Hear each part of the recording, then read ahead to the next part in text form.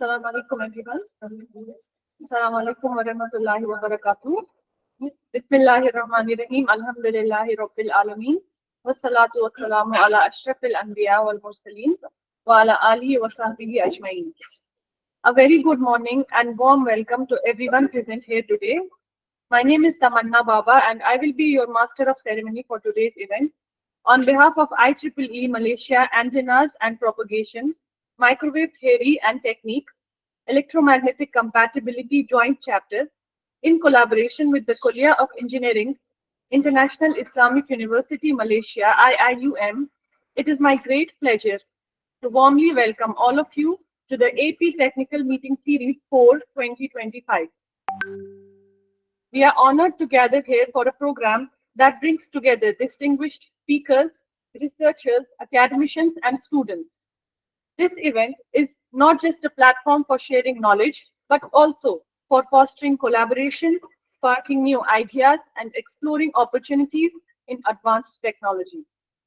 Today, we will hear from experts in the fields of antennas, beamforming, and maritime connectivity and sensing, topics that are highly relevant to the future of communication and innovation.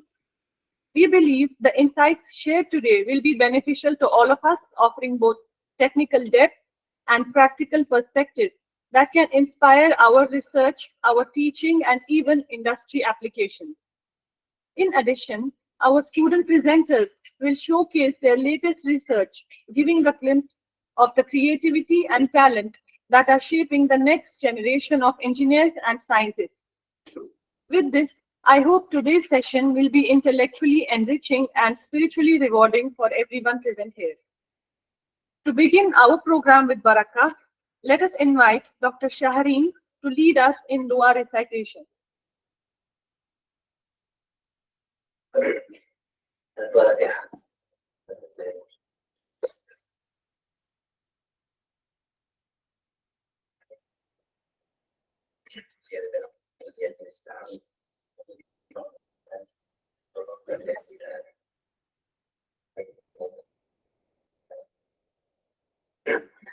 أعوذ بالله من الشيطان الرجيم بسم الله الرحمن الرحيم الحمد لله رب العالمين والصلاة والسلام على أشرف الأنبياء والمرسلين سيدنا محمد وعلى آله وصحبه أجمعين. So Allah, with your permission, we pray you today, bless this event with your guidance, mercy and success. Grant us sincerity in your intention, clarity in our thought, and wisdom in our actions. Make this gathering a means of knowledge, unity, and benefit for all. ربنا هب لنا من أزواجنا وذرياتنا قرة أعين واجعلنا للمتقين إماما ربنا تقبل منا إنك أنت السميع العليم وتب علينا إنك أنت التواب الرحيم ربنا آتنا في الدنيا حسنة وفي الآخرة حسنة وقنا عذاب النار وصلى الله على سيدنا محمد وعلى آله وصحبه وسلم والحمد لله رب العالمين. Ameen Ya Rabbal Alameen. Thank you, Doctor. Now, I would like to invite the Dean of Kuliah of Engineering, Dr. Khairul Azami Siddiq, to deliver the welcoming remarks. Please welcome.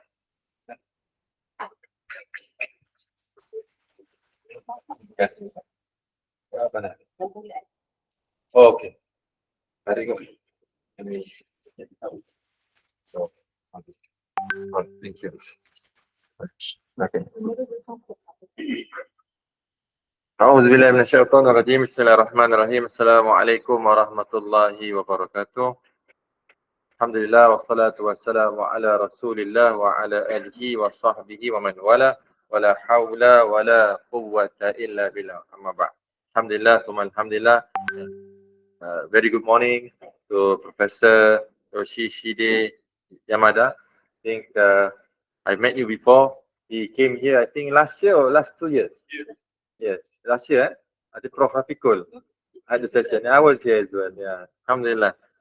Welcome back, of course, Prof, and the team, of course, Dr. Professor in Senior Technologies, Dr. Kamilia, and Dr. Izni Husna, I think from EPNM, I think from Sunway, Dr. No, okay, no. Okay, thank you for coming. I think if this is your first time, think Dr. Norun will show you around after this. We have the second, the largest faculty in the university. We have 7 buildings, 7 and 8 programs. 8 programs in this faculty. Here we call it kulliyah. Kulliyah is in Arabic, where the word means faculty. Okay. To the speaker, I think Associate Professor Dr. Norun, Farihah, and Dr. Muhsin, who is online, I think from Telkom University, Indonesia. And the rest, of course, my brothers and sisters, not to be forgotten, Dr. Fahmi, Sarah, I think Shahrin, there was someone else. And of course, everyone else, brothers and sisters. Alhamdulillah, I think let's praise Allah subhanahu wa ta'ala on behalf of the Kulliyah of Engineering. It is my great pleasure and honor that I welcome all of you, all the esteemed participants, distinguished speakers, researchers, professionals, to the IEEE Antenna and Propagation Technical Meeting Series. So this gathering signifies more than just a technical convergence. It is a symbol of our collective aspiration to push the boundaries of knowledge in antenna design, electromagnetic wave propagation, wireless system, and cutting-edge communication technology. It is through vibrant exchanges like this that we are able to foster meaningful collaboration, ignite curiosity among the younger generation of engineers, and contribute towards sustainable innovation that serves humanity. At the Kulliyah of Engineering, we are guided by a Tawhidic framework that integrates professional excellence with ethical consciousness. We believe that science and technology, when grounded in the values of trust or amana, knowledge, iqra, and compassion, rahmah, can become powerful tool in fulfilling our role as Khalifa on this earth.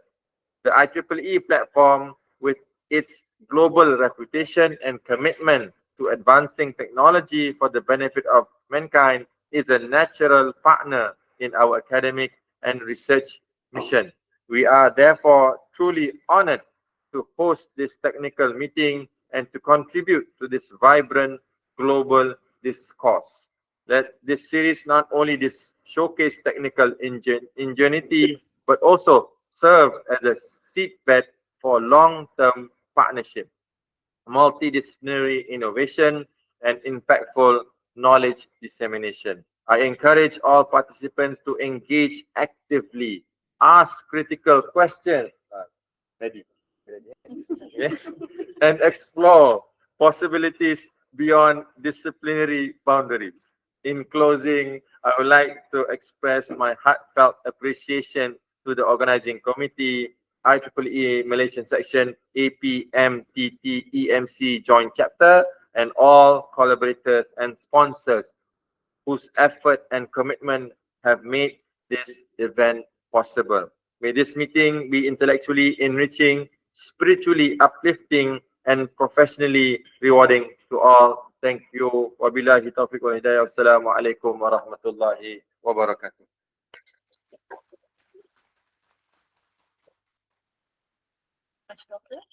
Next, I would like to call upon the representative from IEEE AP Technical Meeting, Dr. Camelia, to deliver her welcoming address. Please welcome. Assalamualaikum warahmatullahi wabarakatuh. Assalamualaikum warahmatullahi wabarakatuh. Very good morning to the Dean of Kulliyah of Engineering, Associate Professor Dr. Farouk, and my fellow committee. So we would like to thank on behalf of AP. Okay. So on behalf of AP Technical Meeting, we would like to convey our deepest appreciation to the Kulliyah of Engineering, IIUM, as well as Telkom Indonesia as the co-organizer of this seminar series.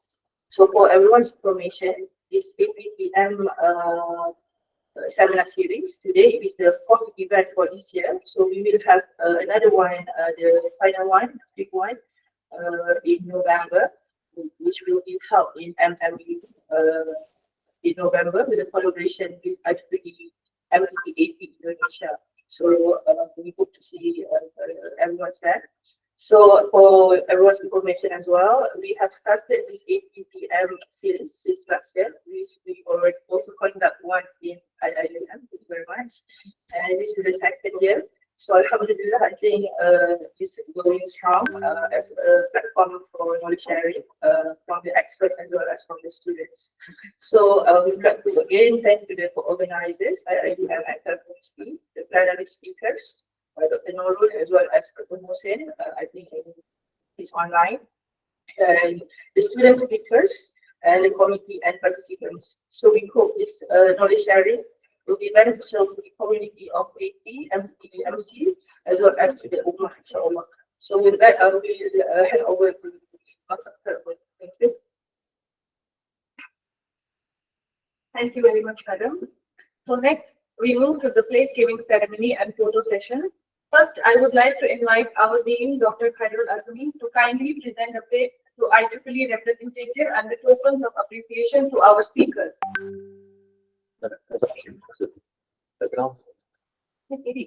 Thanks. Okay.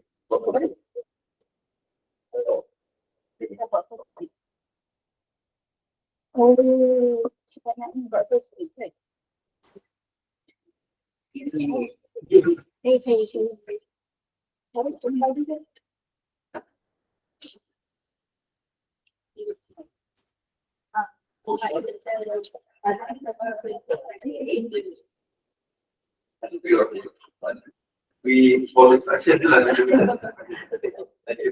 Thank you. Prof, you're very important.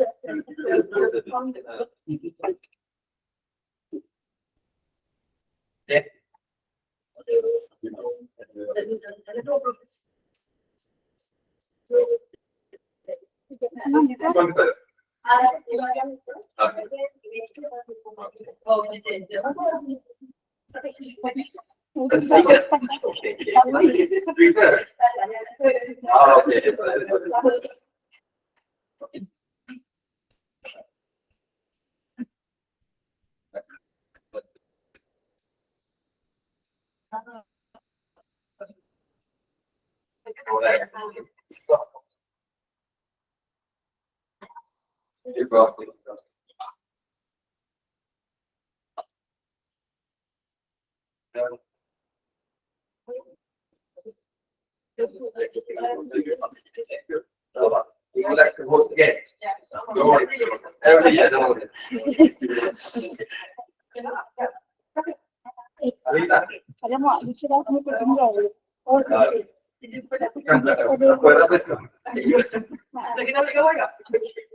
The same thing or what?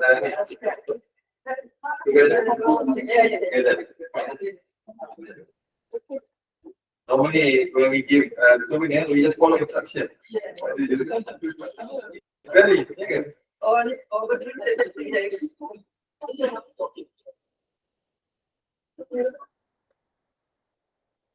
Alright, anyone?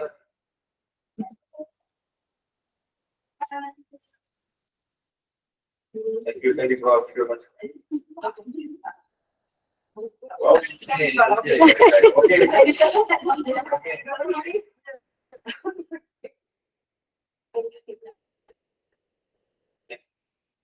Okay.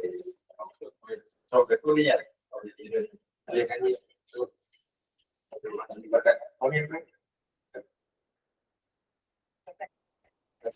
this is one material. Shiny.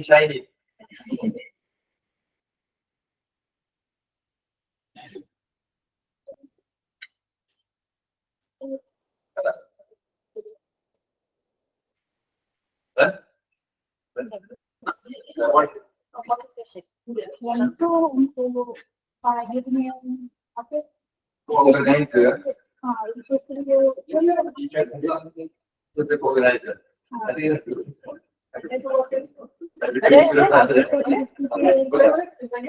Call it, call it.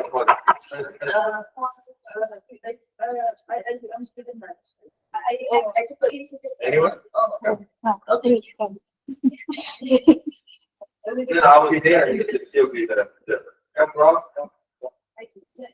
Okay.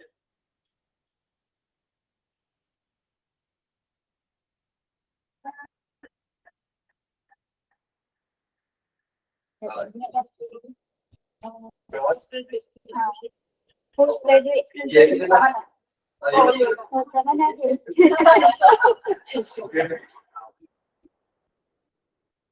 You are everyone.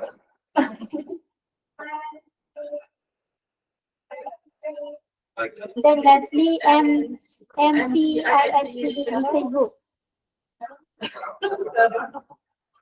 Oh, salah. Okay.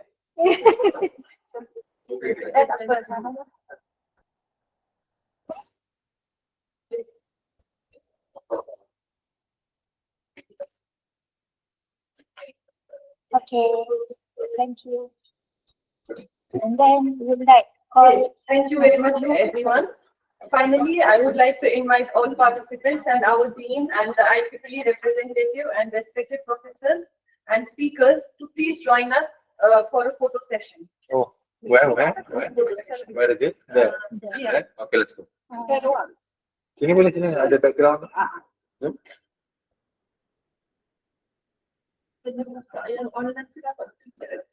Boleh juga. Make that online. Semua. Full screen apa? Sini. Macam tu kan? Oh, online juga semua. Macam kita show yang semua ni kan? Yang I think great. tile. Like this, no? Kena sini ke? Satu ke sini? Satu. Boleh ke tak buat great? So yang Unpin. Situ. Okay. we have all the online sessions. It's on your camera. Switch on your camera also. Okay.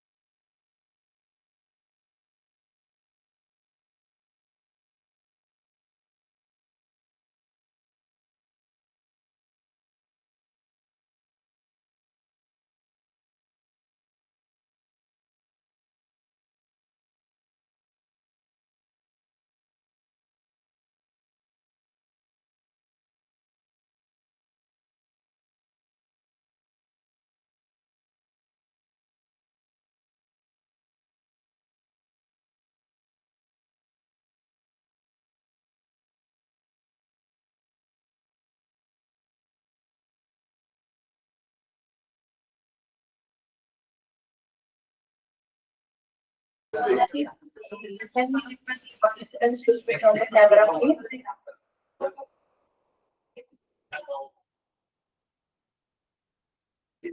There's more many.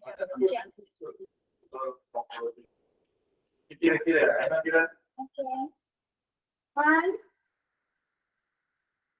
One, two, three. 1, 2, 3. Thumbs up. 1, 2, 3. 1, 2, 3. Okay. Okay. I know what was today.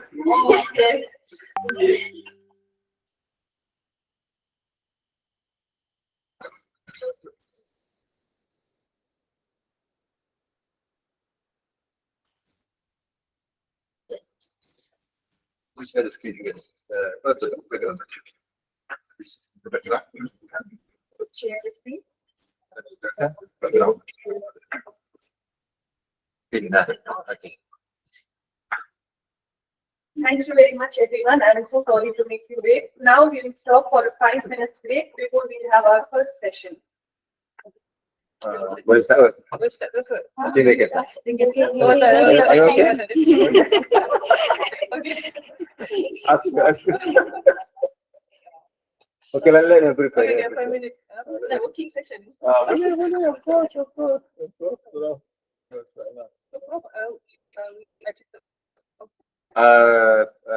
Komputer ada tolong I help Prof Ali selamat lah. Prof Ali.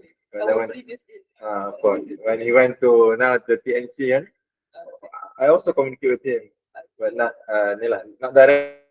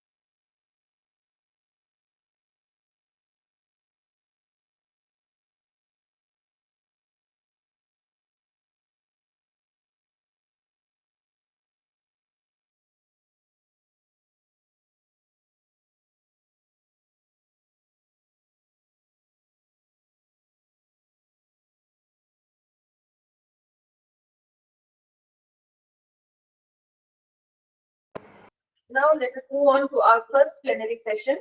It's my honor to introduce Associate Professor Dr. Norun Farihah Abdul Malek, Associate Professor at IIUM, who will be speaking on phased array antennas and beamforming. Please join me in welcoming Dr. Norun.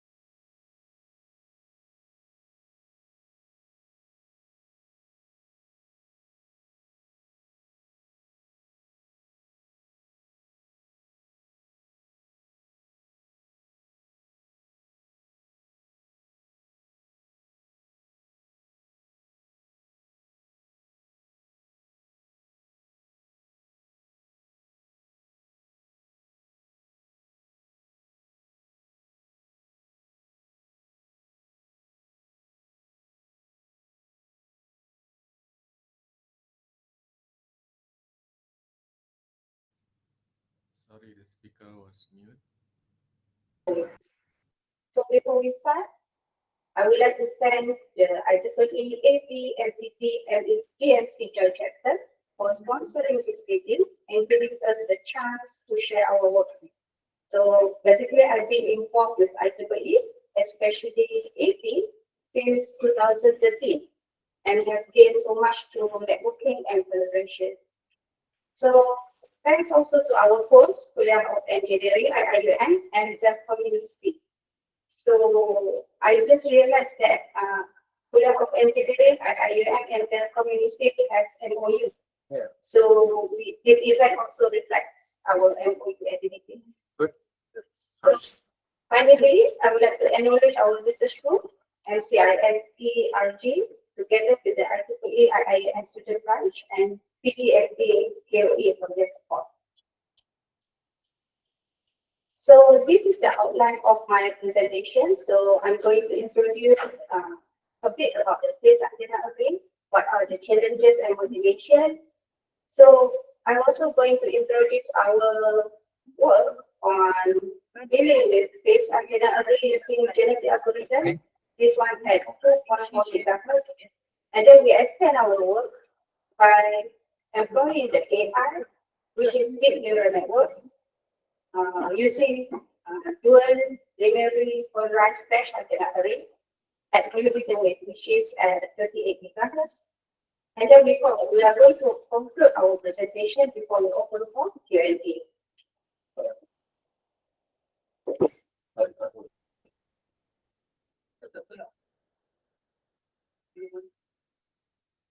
Yeah.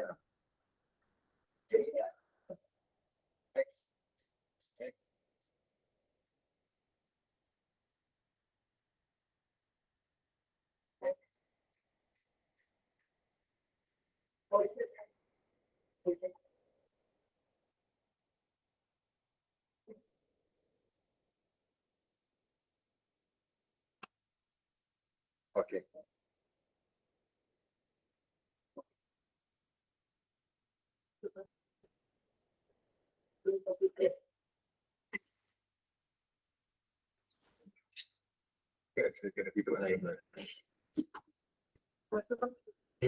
So in the introduction section, so it is well known that 5G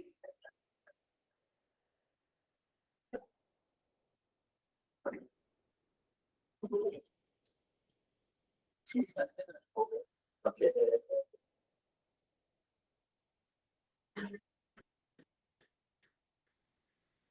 So it is well known that 5G is the latest evolution after 1G to 4G, which it is designed to connect not only people but also machine and smart device. So it plays a vital role in modern life and highly impact our education, healthcare, transportation, energy, and manufacturing. So, however, 4G it is struggle with today high data activities such as streaming and also fast service. And 5G it offers ultra low latency, speeds up to 10 gigabit per second, and the ability to connect with billions of devices. So, due to the increasing demand of activities such as watching videos, using YouTube, and online data platform. So it fulfills the needs for 5G. As you are aware, 2G it is for voice communication. So 3G for voice and data, 4G for rapid web browsing, and 5G facilitates extensive connectivity with IoT. So we looking at it, so we wonder what happened when after 5G, so what happened next? 6G. So due to the demands for faster and more reliable communication.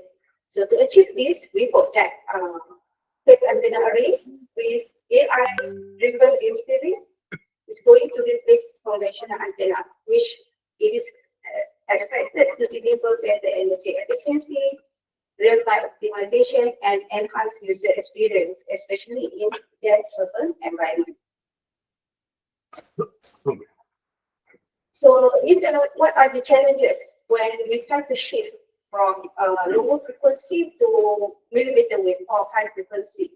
So, it offers very large bandwidth because low frequency already dense. For example, like 4G at 2.6 gigahertz, it's very small bandwidth. And then we will move on to 3.5 gigahertz as well. It is overlap with the C-band from satellite communication. So when we move to the millimeter wave, for example, like 28 gigahertz, it is either utilized spectrum, so it offers very large bandwidth and enable high data rate communication. But the problem is that as a very high frequency is going to have very high band loss, especially in addition with the tropical countries in Malaysia. So we have very heavy rainfall, which significantly decreases the signals due to rain attenuation. So as you are aware, in the past, for example, like satellite broadcast TV station were often disrupted during rainfall. So it is hoped that by using phased array antenna, which the advantage is that it's going to target the beam to the desired user, if ever wish with the help of the electronic wave steering without no need to rotate the antenna. So it will enhance the reliability. So by integrating with advanced algorithms, so this beamforming can become adaptive and smart.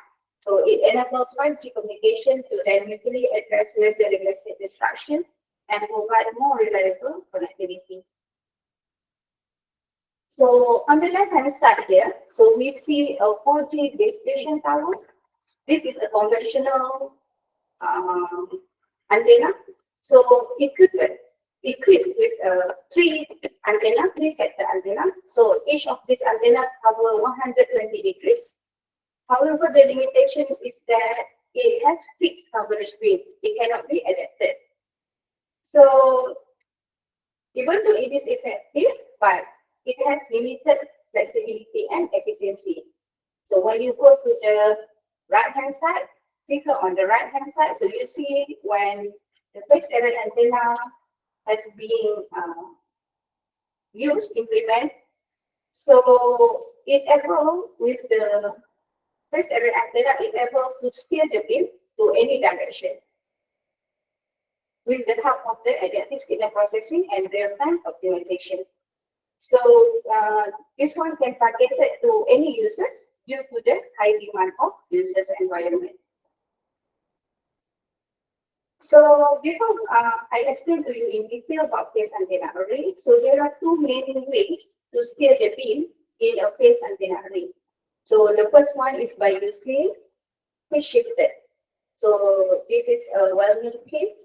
So phase shifter, it works by adjusting the phase of the signal at each of the antenna element. The second type of the second technique in order to steer the beam is by using time delay. So time delay means that it assigns the antenna with different time, at different time. Okay, so it works by introducing an actual time delay, not just phase shift to antenna elements. So, however, there are pros and cons between these 2 techniques, phase shifter and time delay. But my work is mainly focusing on using phase shifter. So, phase shifter, it has limitations. So, for example, it has beam split problem. So, what does it mean by beam split is that when the frequency change, the pattern, the beam also change. So that's the limitation of the phase shifter. However, for the time delay, it works for the wideband system, and the advantage is that it has no beam split. It means that the pattern remains the same as frequency bands. But the disadvantage of the time delay is that it has more complex circuitry. While for phase shifter, the complexity will become much simpler. So as I mentioned before, our work mainly focusing on the phase shifter by using phased antenna array. So this is a basic architecture of the phased antenna array. So it has 4 components. So the first one, we have antenna array on the left-hand side here. So we have SDR, so software defined radio, which it is used to convert the RF signal to the digital signal. And this digital signal will be processed by the computational system processor.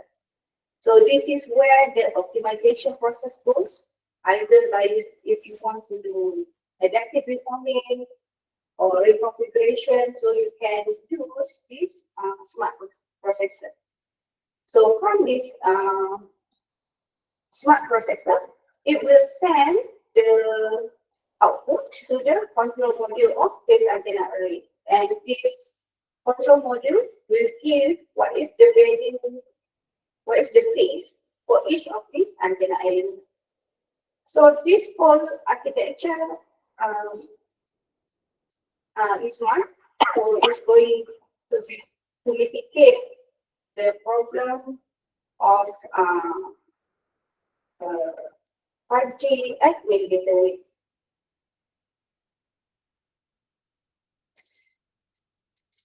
So what we did before is that I did design phased array antenna using dipole antenna at 2.4 gigahertz together with the circuit, RF circuit, and also the optimization process. So in this case, so this is the basic diagram of the phased antenna array, dipole antenna array. So in the pink box here, it shows the 4 dipole antenna array, which is connected to the phase shifter and attenuator circuit. And this phase shifter and attenuator circuit consists of surface SMD chips. So these chips will tune the dipole antenna array in order to steer the beam to any direction. So this chip has been controlled by the voltage regulator circuit. So by tuning the voltage, you are able to tune the phase and amplitude of the current of each of these antenna. So to calculate the total radiation pattern radiate from this dipole array by using this formula, total radiation pattern. So the equation 1 here shows the total radiation pattern calculate based on the Balanese books. So as you can see here, the total radiation pattern here is total, it is equals to the IN there. So IN refers to the current of each of the antenna. So I1 refers to the current for antenna 1, I2 refers to the current for antenna 2, and I3 for the current of antenna 3, and so on. So the current here, by changing the phase of this current, you are able to steer the beam of this antenna array electromagnetically without rotating the antenna itself. So in order to do that, in order to steer the beam to any direction, so we would like to know what is the phase for each of the current. So for example, if I want to steer the beam to 100 degrees, so what is the value of the current for each of these dipole, I1, I2, I3, and I4? So this one can be done by using optimization process. So this optimization process, we use genetic algorithm. So genetic algorithm, it is basically based on the Darwin's theory. So Darwin's theory means that the gene evolve as time goes. So for example, it starts from monkey to apes and then to human. So that's what the basis of the genetic algorithm. So it involves gene. So in this case, when you look on the right-hand side of the flow chart, so you see that the current I1, I2, I3, and I4 has been defined as parameters. So these parameters will be converted to genes and then to chromosome. So chromosome, if you remember, it has some XY, like that chromosome. So this chromosome will pass through will be calculated, the total radiation pattern based on this one, and evaluate its error. So the error has been calculated by taking the difference between calculated radiation pattern with the desired radiation pattern. For example, if we want to steer the beam at 100 degrees. So if the error is larger than the threshold, so the parameter, the current will be going through the optimization process. For example, it will be going through the GA selection process, crossover process, and mutation process. So this whole process will be repeated until the predicted pattern meet the desired pattern, which the aim is to steer the beam at specific angle. So if the error is small, so it means that the termination criteria has been met, and it will terminate this algorithm. So, so this is the optimized output from the genetic algorithm. So as you can see that we already varies the parameter I1, I2, I3, and I4. The current for each of the element in order to steer the beam. So as you can see at the top row there, so we have the desired main beam targeted at 100 degrees, 110 degrees, 120 degrees, up to 140 degrees. And the bottom one, the second row, represents the output optimized using genetic algorithm. So this is the optimized result.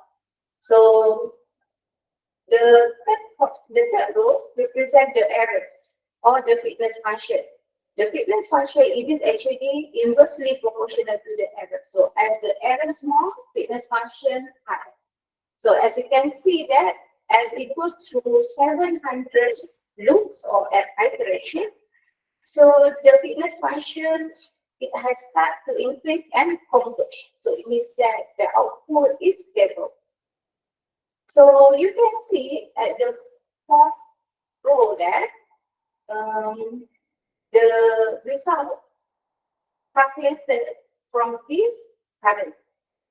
So the red one represents the desired main beam, which is targeted, if you refer to the second column, targeted at 100 degrees. And the green, pink, and blue refers to the predicted pattern. So as you can see that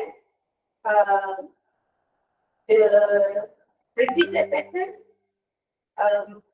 match with the desired pattern. So similar for the 110 degrees, 120 degrees, 130 degrees, and 140 degrees, the predicted pattern already match with the desired pattern.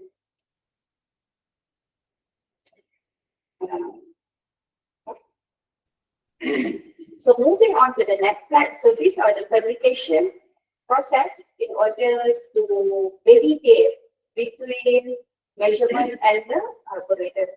So it involves, on the left-hand side, refers to the Wilkinson divider. And the center one is the phase shifter and attenuator circuit. And all of this connected to the dipole antenna array. So this phase shifter and attenuator circuit has been controlled because it has chips there. So SMD chip. So this SMD chip is active device and it is connected to the voltage regulator circuit. So by tuning this voltage, it will tune the phase of each of the antenna element. So all of this has been integrated by using the RF circuit in RF circuit here as shown at the right bottom.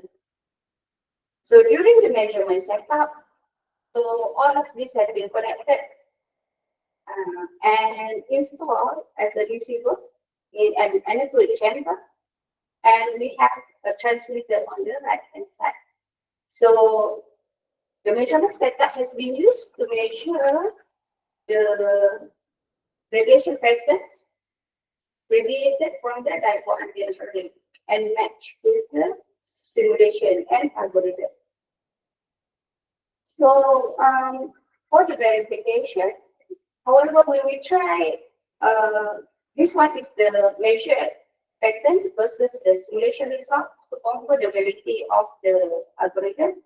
So initially, we design everything individually at 2.4 gigahertz. But however, the problem is that when we try to integrate all the circuit, we realize that S11 or the resistance loss for the whole system has shifted from 2.4 gigahertz to 2.56 megahertz.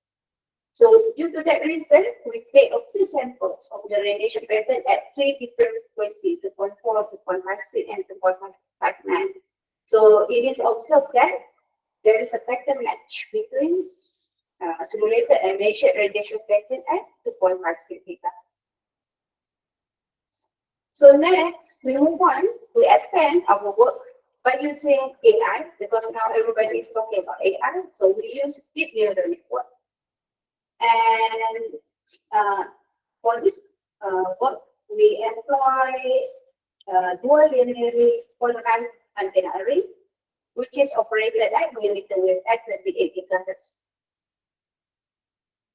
So in this case, we design dual linear polarized. So it means that for single port or single antenna, we have two patch. So the first one oriented at minus 45 degrees, and the second one oriented at plus 45 degrees. So it has dual polarization. So we have 4 ports for antenna. Antenna 1 refers to port 1, antenna 2 refers to port 2, antenna 3 refers to port 3, and so on. So the top one, the top pictures shows the design using CSP, while the bottom one refers to the design, the fabricated design.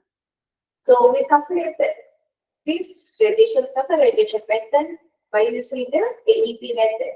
AEP is active element pattern method, as shown in equation 9 and 10. So you see that the total radiation pattern, it is equal to the IN. IN refers to the current for each of the catch antenna, I1, I2, I3, and I4.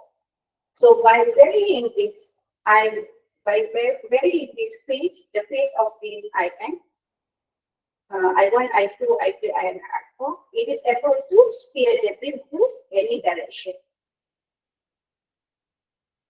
But in order to steer the beam to any direction, we need to know what is the value for I1, I2, I3, and I4. So this is where the DNN or deep neural network takes into place in order to optimize the beam steering to any direction. So by using, because everyone is talking about AI, so AI, you need to have good data. So if you put rubbish data, you will get rubbish output. So data is important in DNN. So we use DNN to optimize beam steering at millimeter wave frequency. So the aim of this algorithm is we want to steer the beam at 5 degrees, 10 degrees, 15 degrees, and 20 degrees horizontally. So this is the flow chart for the DNN. So we import the radiation pattern by using the AEP technique from CST. And then after that, we calculate the radiation pattern by using equation 9 until 10. And then from there, we need to generate the data. So by varying the current I1, I2, I3, and I4, we managed to generate 6,800 data, training data, and 64 validation data for the radiation pattern. So all this data has been recorded in Excel file, and this data has been trained using DNN. So after we train the data using DNN, we can test the model. So once we got the output, we validate with the measured data. So this is the inner structure of the DNN. So DNN, it is basically based on the deep neural network, based on the neuron. So it has a 6-layer DNN framework. So we have like first layer, second layer, third layer, and so on. It depends, the number of layers depends on the number of the validation and training data. So on the left-hand side refers to data recorded in Excel file. So we have 6,000 data, training data, and 64 validation data sets are computed. And on the left-hand side, the left box there refers to the variation of the current. So we vary the current. And on the right-hand side is the total radiation pattern computed by using the ADP method, using equation 9 until 10. And all this data has been input into the DNN layer. And as a result, we got the output of the phase for each of these antenna elements. So this is the optimized output using the DNN. So we got for the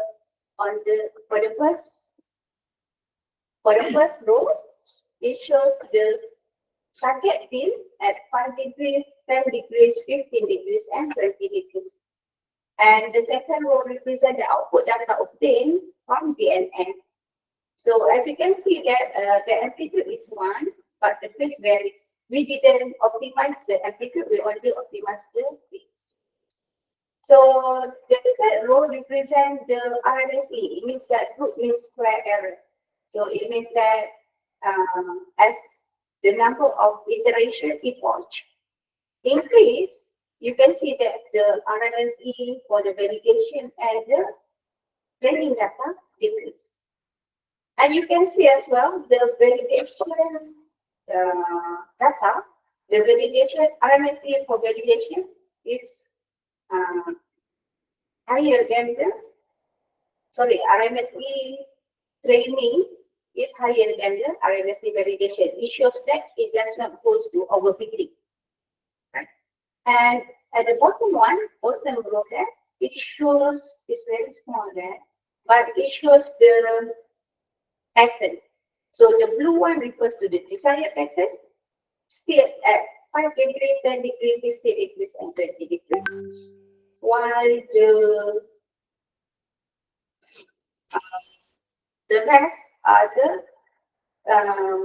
pattern computed by using CSP, active lemon pattern, DNN method, and also pattern multiplication method.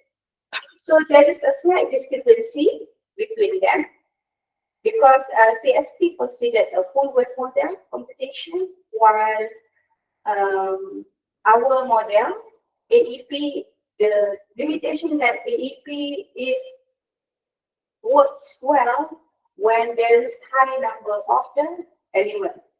So our element only use 4 elements. So that's why there is a slight discrepancy between CSP and ADP method.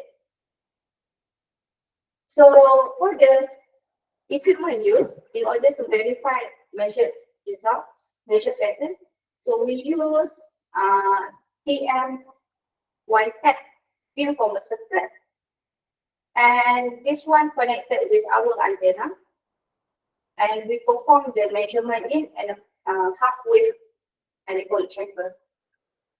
So the verification there, so when the beamformer circuit, it is actually a digital, so it cannot tune. It has, like, for example, step size. So for example, 0, 45 degrees, 85 degrees, 150 degrees. You cannot tune.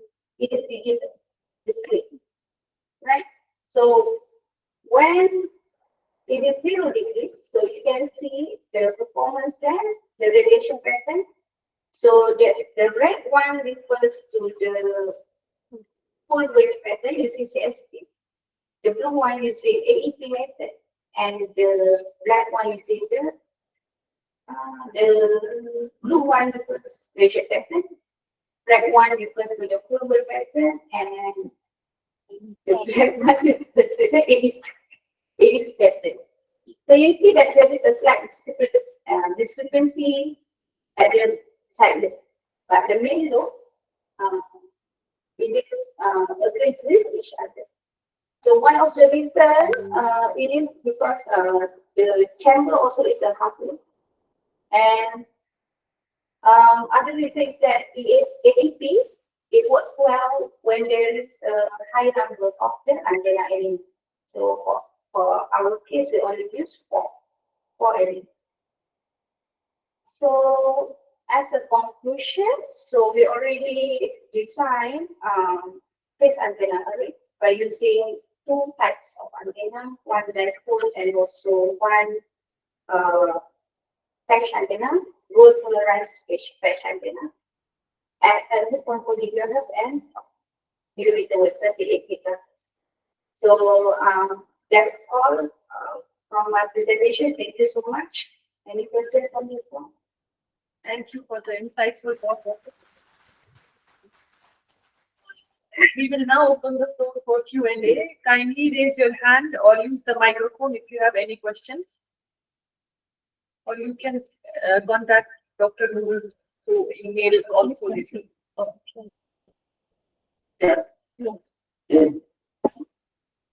is Yamada. Thank you very much. Interesting presentation. So, the purpose of your array antenna is first to find out the demand direction. And next step is to be fair to the demand direction. So today's discussion is on the second step, being formed. So maybe to complete your research in the first part, how to design the demand direction. So that is okay. However, from your discussion, you try for being forming GA and DNN. So I'm interested. However, the result is very simple. So array antenna, only the phase change, that is sufficient to shift the beam. So you have better, that is theoretically very simple solution for beam steering. No amplitude, only phase is sufficient to steer. So if you try to include beam forming, then amplitude may be. So first you consider only phase change. And the pattern should be more intuitive. So the element spacing is one important. So 0 point, what is this time element spacing? For the millimeter is quite high because every the primary station, but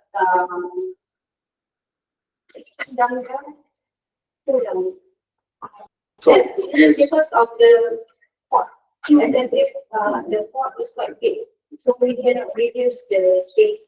I'm afraid the creeping lobe appear in the radiation pattern. So to suppress grading, so the beam spacing should be around 0.7 wavelengths. So you justify this space. That is kind of interesting. So I have some idea. Thank you for the suggestion. Yes, that's a good point. Thank you, Prof, for your suggestions, and thank you, Dr. Norun. Now we move on to our second session. Hi, I have questions. Okay. Yeah, I'm Najib from Unimed. Sorry, it's very interesting presentations, but I would like to have some comments on the results. I just want to see about the result. Can you show me the previous slides of the beamforming results? Yeah, this one. Yeah, I just wonder, right? This one, you see the 0 degree, 11 degree, and 25 degree. So the 25 degree and 11 and 0 degree, there seems the side slopes is bigger, right? So actually, how you can you hear me? How you optimize the side loops, because it seems that at it is highest at 25, but it also have highest at other degrees. Measured pattern. If you see the measured pattern, the blue line. So so also they also have at the minus something. I'm not sure, right? So how you optimize this? The first question. The second question is I know this one you are using the deep learning. You said that previously you have 6,500 data. So does it mean that you need to do every single degree, for example, 0, 1, 2, 3, or and how you doing the taking the data from CST? It means that you simulate 6,500 pattern. How are you doing that? That's the second question. My third question is, I'm seeing that there is a TY Tech board, circuit board. Can you explain a little bit what's the doing? Are you using because you are using the deep learning, the train learning? So is there any feedback from the measured pattern? Have you done, because you are mentioned in early phase, you are also using the SDR. Have you doing the SDR measurement for this instead of we showing this graph, or for example transmitting the video? Have you done it? That's my question. Thank you. Thank you so much for the question. For the first one, regarding the side loop, right? So basically, we only targeted on the main beam. So we want to target main beam to the desired direction. We are not concentrating on the side loop, but basically, side loop also influenced by other factors. For example, like Prof. mentioned, the spacing, the antenna types as well, because ours we're using the dual polarized antenna, so the radiation pattern is complicated. So that's why it might contribute to the side lobe as well. And geometrical arrangement, so linear, circular, or in planar as well contribute to that one. And then, but our focus is we want to target the main beam. So hope that answers your question. So this one is only for X directed, not Y directed, or this one is X and Y? Yeah, only horizontal. Because okay. If you want to steer the beam along X direction, you need to have planar. If linear, you only get one direction. You can steer the beam one direction. If you arrange the array along Y direction, you only can steer the beam along the Y direction. So if you want 2 dimension X and Y, so you need to arrange the antenna along X and Y. For example, like 2 by 2. But this one only in linear. So you done this in the chamber? Fabrication, we did the fabrication and measure by using this one. This only is chamber. Okay. All right. So this is a chamber? halfway. Okay. Thank you. All right? So, and then for the second part, what's the question again? The radiation, the data that you've taken, 6,500, and how you've taken it every single degree, and is it simulated? Right. Or you just taken the current? We export. We import one radiation pattern using AEP technique. So in AEP technique, we only did once. We take based on this equation, we only take once AEP pattern from CST, and then we calculate the radiation pattern by this formula. for 6,000. Okay. All right. We take one. Okay. Yeah. Okay. It's clear for me. So the Team White Tech, the last one you see the Team White Tech, this one, right? So what's the inside the box? You build it by yourself? Everything? This is from the company, the M1 Tech. It is a trainer actually. So we Oh. just this trainer. So it connect to the computer. So you just can key in the pace, 0 degrees, like 45 degrees, and see the radiation pattern generated by this antenna. So you see on the bottom one is the TM1 tag connected to the antenna. So how the deep learning output is inserted in the Team White Tech software? We did it separately. So this one is just to verify the major pattern and the AEP method. But All right. So the deep learning is from the simulations. yes, correct. Okay, got it. Okay. Have you wondered how if in the next things you're going to insert your output of the deep learning, what going to be the platform that we will use to connect the antenna? For example, you're using the Jackson Nano or other things. I read they use FPGA and so on. It is my work is not complete for like this. This is the complete one. While I teach the computational system, produce the module, produce the output to the module, and then this one separately, but it's not integrated together.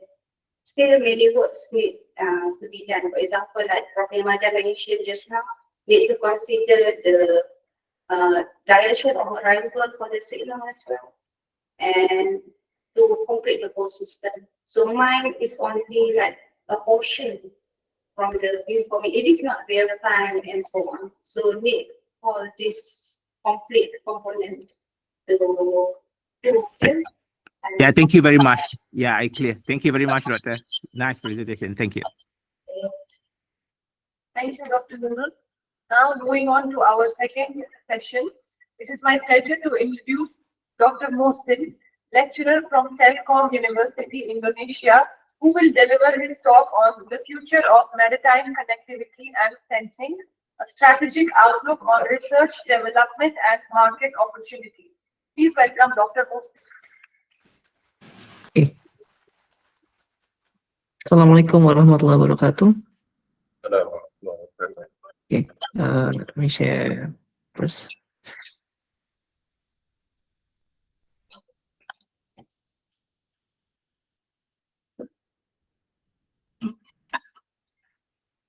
Okay,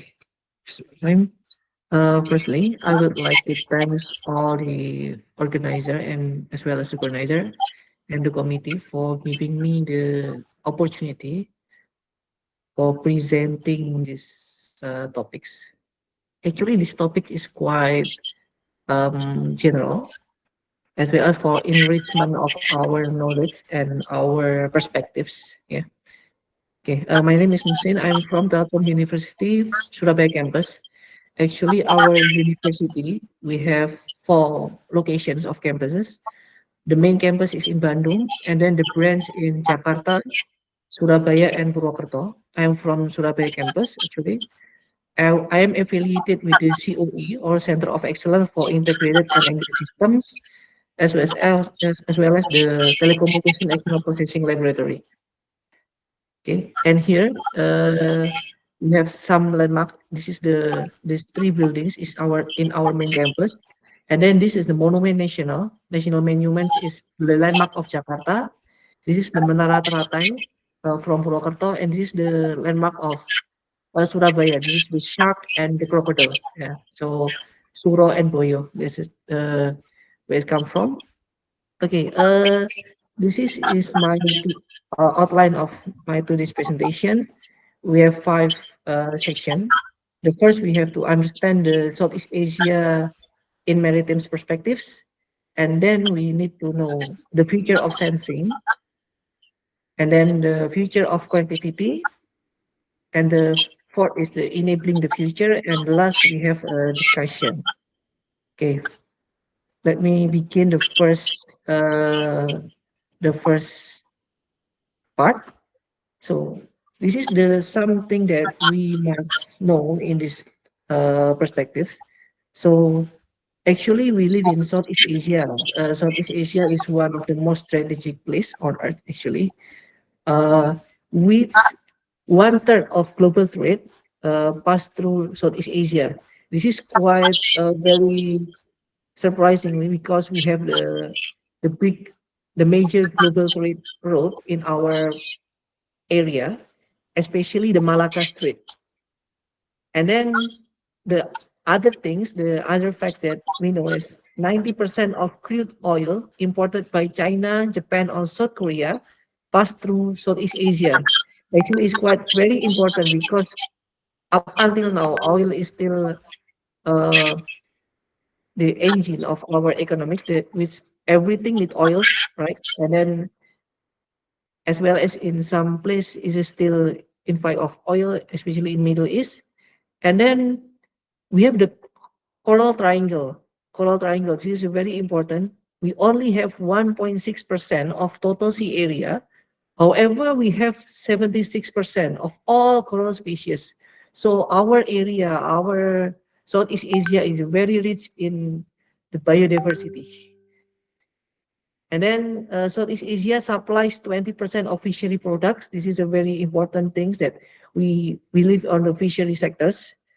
And then around 20 billion economic losses only in Indonesia. This is the fact that I think this is a very sad fact, because in my place in Indonesia, we have $20 billion economic losses only due to illegal fishing.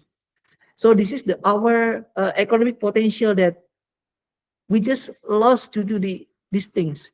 And then more than 40% global piracy and armed robbery happen in Southeast Asia.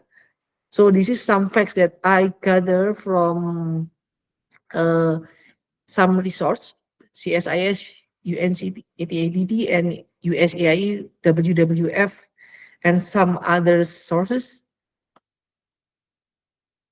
And then we need to know why the maritime is very important, because it enables national prosperity as well as. So this is another fact that logistic costs in Indonesia reach approximately 23% of GDP. This is a very high, because we know that Indonesia is a very large. We have to transport from one island to another island, and it's only this logistical only take 23%. However, Malaysia is a peninsular, and then the East Malaysia, it is 30, uh, 13, 13%. However, the global average is below 10%. So our logistics costs in our area, Indonesia, Malaysia, is still very high. So maybe why it makes our daily needs, our goods is expensive. And then the another things that very potential, the digital economy in the 6 largest Asian country, including Indonesia and Malaysia, is projected to reach a value of nearly trillion USD by 2030. So this is our potential. And then Southeast Asia has become an alternative global manufacturing hub.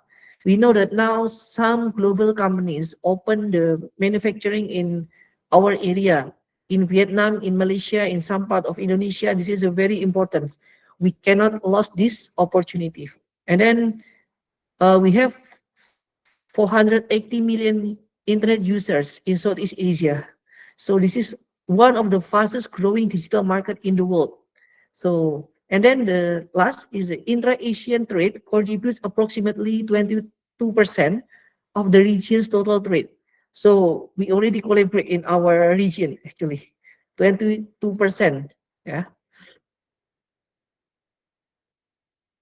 And then in this perspectives, I will introduce the 2 pillars.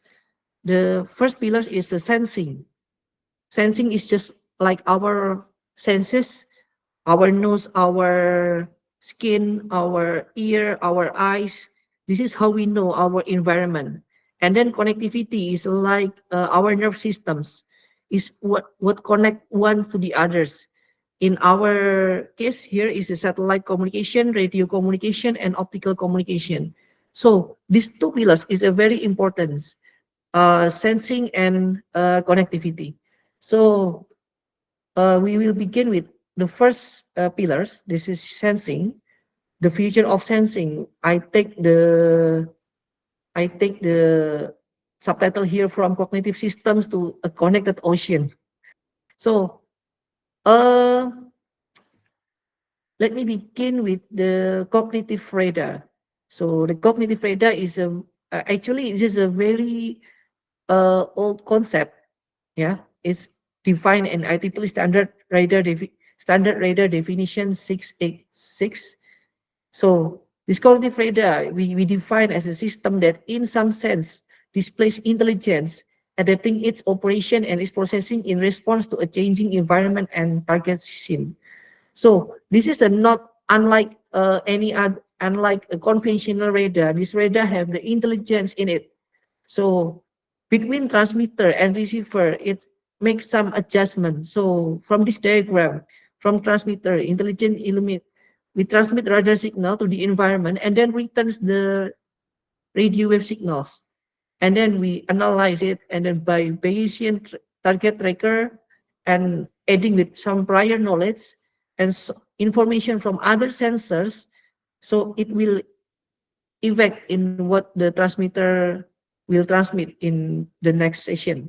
So it's like intelligent radar. So based on this concept, we have the PAC cycle, the perception and action cycle. So perceptions is how radar actively sense its surroundings. So the radar is act as the senses. So this this involves not only collecting radar echoes, but also intelligent processing to extract relevant and important information about the targets. And then also as well as the background or the clutter and then the interference. So the perception phase is about building an accurate situational understanding. So in perception, the radar will know their environment. And then the next is the action. Based on the understanding gained from the perception phase, the radar then takes action. What action here is intelligent adaptation of transmitter or receiver parameters. So the parameters will change, will adapt with the environment to optimally meet the mission's objectives. So these actions can include changing the shape of transmitted waveform, adjusting the operation frequency, and then modifying the transmitter power or shaping the antenna beam. So this here also the smart antenna concept, phased array, multi-beam, and so on also involved here. This action is designed to maximize information extraction in subsequent perceptual iteration. And after the section, again, it's going to the perception and going on. So in this cycle, the cognitive radar will done its job. And then we have again 3 pillars of the cognition: the memory, attention, and intelligence. So shortly, memory is about the ability to store and recall information. So radar will have its own memory, so they know what happened in the past, and this knowledge will very important to take action in the current state and in the future state. And then the attention here, what is the attention? Attention is the mechanism that allow to focus on cognitive resources. So this is radar should have the attention. So the mechanism for intelligent task scheduling and resource. So and then the third is the intelligence. This is an overreaching capability that binds all other pillars together. Intelligence in cognitive radar is defined as the ability to process information from perception and memory. So here the radar will think. Here radar will have the their own way of thinking, or in our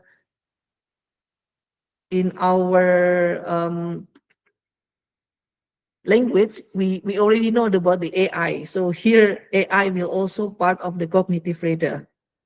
So we have the three kind of radar: the traditional radar, fully adaptive radar, or active radar, and then the last that we discuss here is the cognitive radar. So in traditional radar, the information flow is only one way: transmitter to environment and then to the receiver. However, for fully adaptive radar, it has the feedback loop. In cognitive radar is kind of different. It has full closed loop. So receiver dynamically informs and control the transmitter. So transmitter and receiver will be connected here. It will offer highly adaptive level. So it will adapt holistically based on learning, and it have the learning ability, the learning base. It optimize objective functions based on experience. It have the learning capability in the core system. It will learn about from the interaction with the environment autonomously and organized. And then the example of the implementation is EW radar that autonomously design countermeasures against new jammers. This is the one of the uh, usage of the cognitive radar. So in the cognitive radar, one important thing is not in our domain, actually, is not in our discipline, in our not in our field. However, now is a very important thing to understand. This is the AI driven data function. So the AI will be the medium of all the sensors. So here there are multiple sensors available, not only one sensors. So we have like from the satellite, from the cell tower, from the ship, from the camera, and then the information will be gathered by AI, and then it will show and it will present the relevant data. So all of the data collected from the sensors will have more consistent, more accurate, and more useful estimates or assessment. So this like our we as human, we know our environment not only based on our vision and on from our eyes only. We have from our five senses, so we know the environment very accurately. From our eyes, we know that this room or this place is a very big. And then from the air, we get the air from our nose, how it smells. It's like that. And then from our skin, we know how it touches, and so on. So all information from all the sensors will be collected by the AI for more consistent, more accurate, and useful estimates. Is inspired by our cognitive ability. So the ability of human now will be transferred to these sensors. And then we have the fusion model. So we have here 5 levels. We have 5 levels that classified by joint directors of laboratories. First is the pre-processing. The pre-processing is how the information from the sensors will be presented, and then the next level is the object refinement. So it's using position data from radar and position data from AIS, advanced listening system, to generate a verified and more accurate shift track. So this is the refinement of. It's like one sensor tells that AIS tells that it's 20 knots, and radar measure 21 knots. So this difference is common in our sensing environment. So to make the best estimate, so simply it will do the average. Yeah. And then situation refinement. So we know the situation. It's like identifying a group of fishing vessels unusually gathered near critical underwater infrastructure. So from some information here, we know the situations. And then the impact assessment or threat environment. So this is more intelligent things that from the situation, we know what is the impact and what is the threat. It's like when the potential of the two ships having the collision. And then the process environment. The process environment is more advanced. This is the level 5. It responds the threats. So it will have the response there. It's like this one. And then if we have a threat here, the system automatically tasks satellite to capture high resolution imagery of the area or direct UAVs to conduct closer visual surveillance. So this is the 5 levels of AI fusion model. So this we have 6 common sensors in our place now. We have the radar, AIS, LiDAR, electro-optical infrared camera, and then sonar and satellite imagery. This is synthetic aperture radar. So each of it have advantage and disadvantage, and then it will have the role in fusion data. So for the fusion techniques, we have some. This is not from our field actually. This is from informatics. This is from AI. This is Kalman and variant filters, and then fuzzy logic, and then support vector machine, CNN, RNN, LSTM, and then reinforcement learning. So this is how we fusion all of the information, the relevant information. The next we have the GNSS reflectometry. This is a conceptual now. Some already have. This is the core GNS, Global Navigation Satellite Systems. So in our world now, we have a lot of global navigation satellite system like GPS, and Russia, they have GLONASS, and then European Galileo and Chinese Video. So this is a lot of navigation systems. So in this GNSS, all of the satellites here will collaborate. So the core innovation of GNSS lies in its ability to utilize the multi-billion-dollar global infrastructure, because it's a very expensive infrastructure actually. So the operation principle on analyzing signal that have traveled 2 different paths. So in the GNSS reflectometry means it involve both direct and reflected signals to be analyzed and to know closely, more reliably, more correctly about the environment. So the receiver, which can be located on the ground station, aircraft, or low Earth orbital satellite, seamlessly captures direct line of sight signals from GNSS, and then also the scatter that we get from the Earth surface. Okay, and then we go to the next pillars is the future of connectivity. This is the intelligent, seamless, and integrated. So the connectivity again is the nerve of our systems. So we have the 6G non-terrestrial network. So in 5G, what we know about 5G now, 5G is not include the non-terrestrial. So it's only terrestrial communication. However, at the release 17, 3GPP release 17 here, it also include the non-terrestrial networks. However, in the release 17, non-terrestrial networks is only for complementary or where the terrestrial network doesn't exist. So the end-to-end is the support of terrestrial networks. However, in 6G, the next vision of 6G, it will full and complete integration. So both terrestrial and non-terrestrial network will be part of one single network.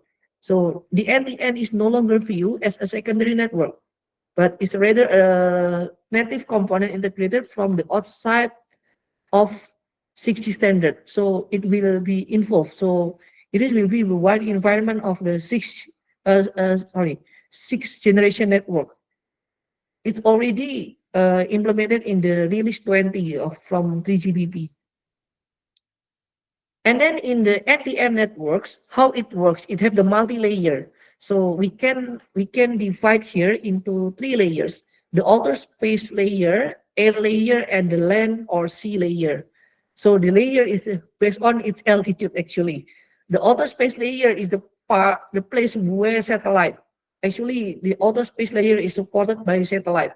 So satellite will be part of our communication networks in future, not only in terrestrial networks.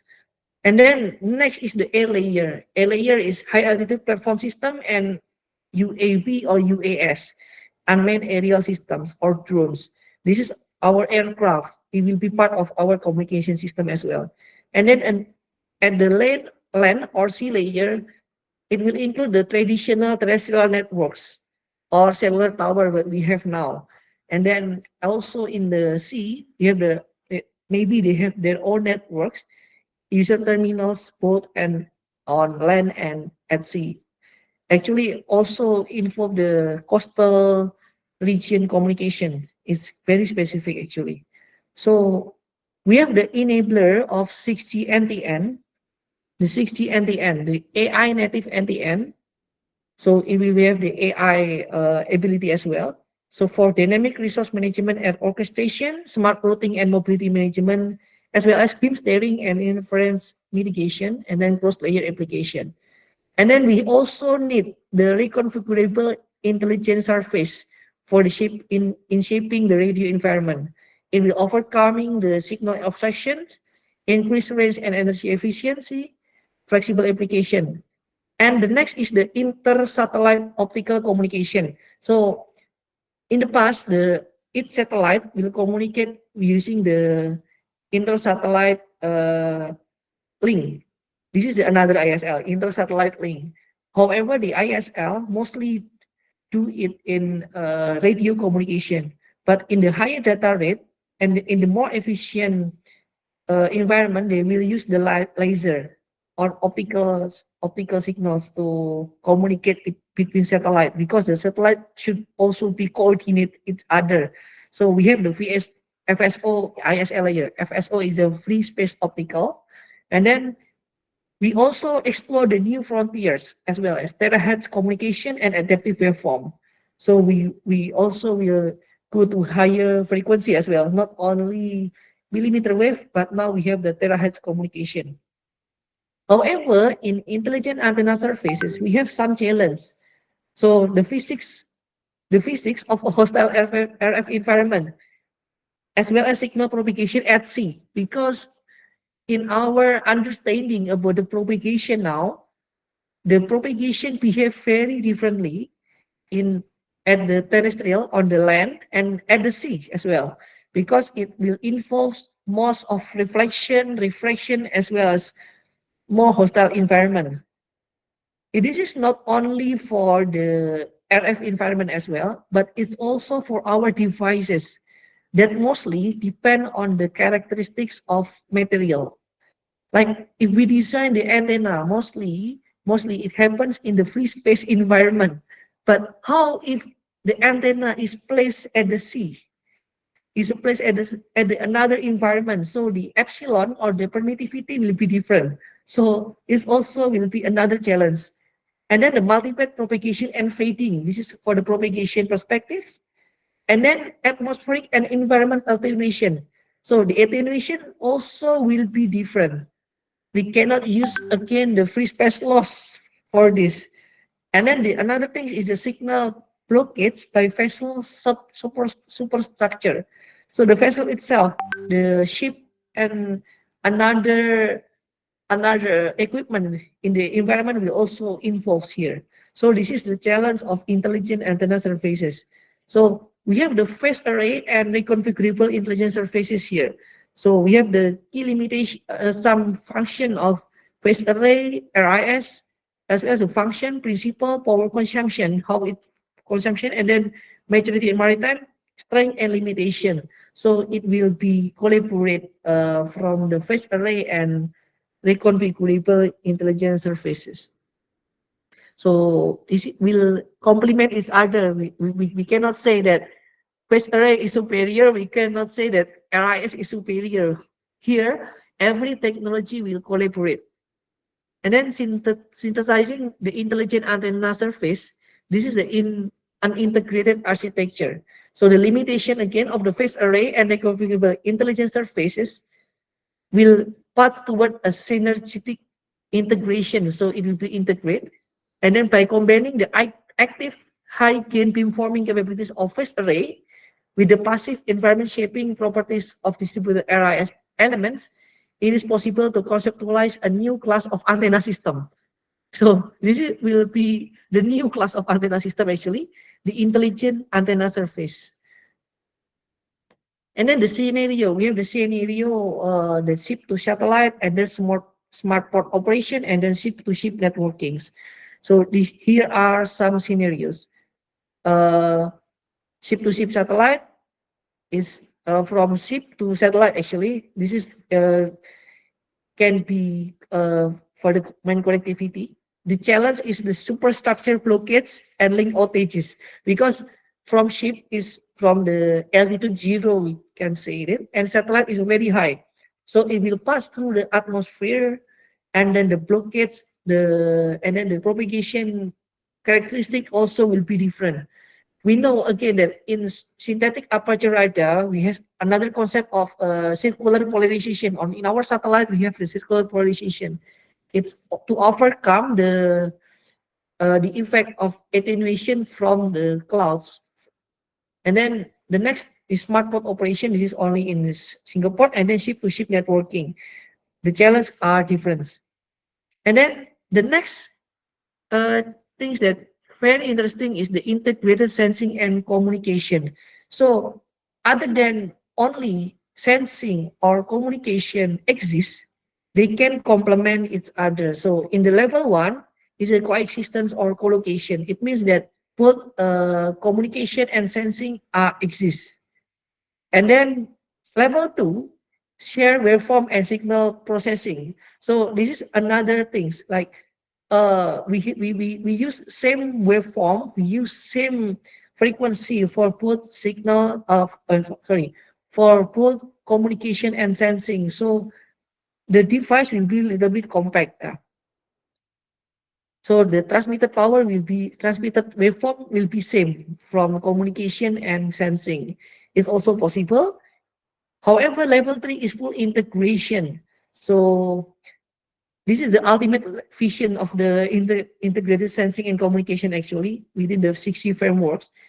So both sensing and communication will be one now. This is will be in the one systems, in the one device, and so the information will be shared between these two.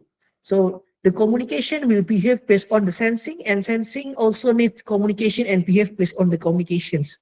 So this is a kind of the advanced our expected future lah. So for enabling the future, what is our opportunity for our research communities? This is some research opportunities. We have AI-driven meta-surface antennas, and then low-cost phase array antenna as well. Intelligent antenna systems is also possible. Intelligent antenna system for our, and then the fourth is very important, but sometimes we just didn't do it. The underwater communications. So how the communication will happen underwater is very important. And then antenna in packets. So the antenna will be in the packets as well. So it's very compact.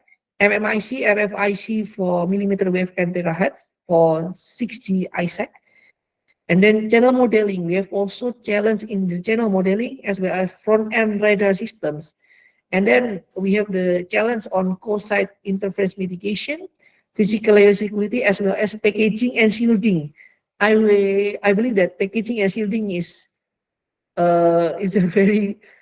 very challenging in this area because the environment is not only in terrestrial, not only at the sea, but is go between it. And then this is for me the key aspects of future innovation. We have the AI and quantum computing. So AI and quantum computing, like it or not, now exists in our world, and we have no choice other than to collaborate with them. So AI will make our job easier, and also we can do it. We can use AI as the processing of our communication and sensing systems, as well as quantum computing. So quantum computing is very breakthrough, because the quantum computing can reduce the level of complexity, or on the other words, the big task of computing can be done very easily with this quantum computing. And then inclusive means that our innovation, our technology will be useful for human, for our environment, and then also the sustainability, and then the last is collaborative. So we need to collaborate each other, not only in our discipline. We need to collaborate for from other disciplines, for others major actually. We need AI, we need the material engineering. So we need to collaborate, as well as collaboration with the government and the companies. So it will shape our future innovations. Okay, now I think there's time for discussion, and thank you.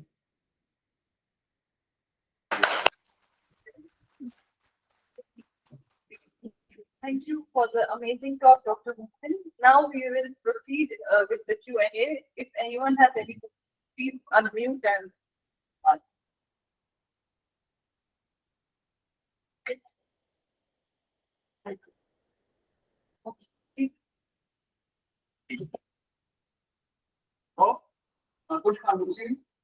Hello? Hello, Sensei. Very much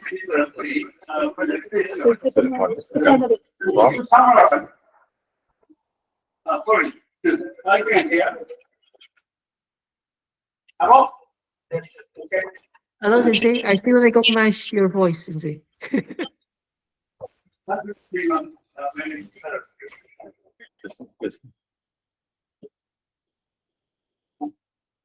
Okay, okay. Thank you very much.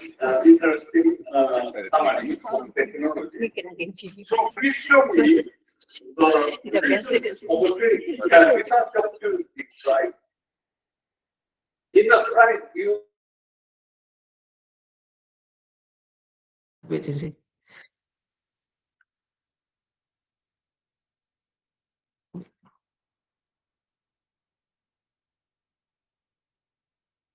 Which slide?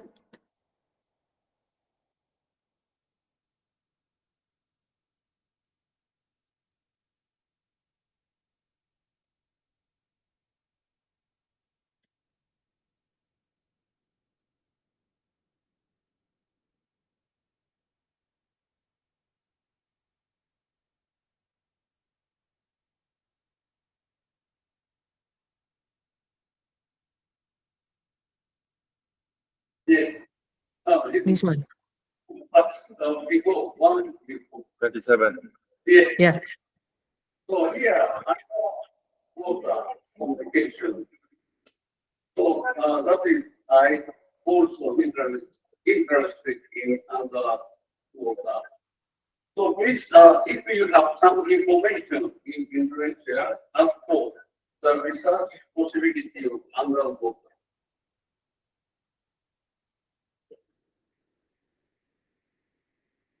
Yeah, please, please inform some information.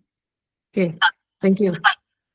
Actually, for up until now, I didn't do it for my research. For underwater communication, for now, the last thing that I did is for subsurface communication. So it's in the sea surface. We propagate the waves through the water, the sea water, not in underwater actually, because for the underwater, for me alone, we have some limitation of our works. Our equipment is very huge now. We cannot bring it to the sea and then measure it just there.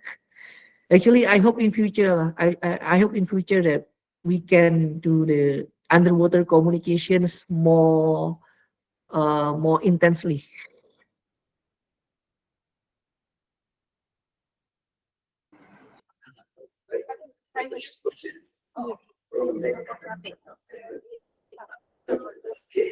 Assalamualaikum and good morning. Dr. Muhsin, can you hear me? Yeah, I can hear. This is Rafi Koru from College of Engineering, IIUM. So actually the proposal, that I have presented here, it looks like some dream level of the proposal for the maritime future direction of the maritime connectivity and optimization. So just I was thinking that it should go with the whatever the current structure, the model. Maybe we can integrate, the one by one, one after one, the features what you are talking here. That can make a evolution of the structure or evolution of the maritime. So maybe just from your experience or your study, the current model, which feature can we propose immediate now for the improvement towards the better performance or integrity?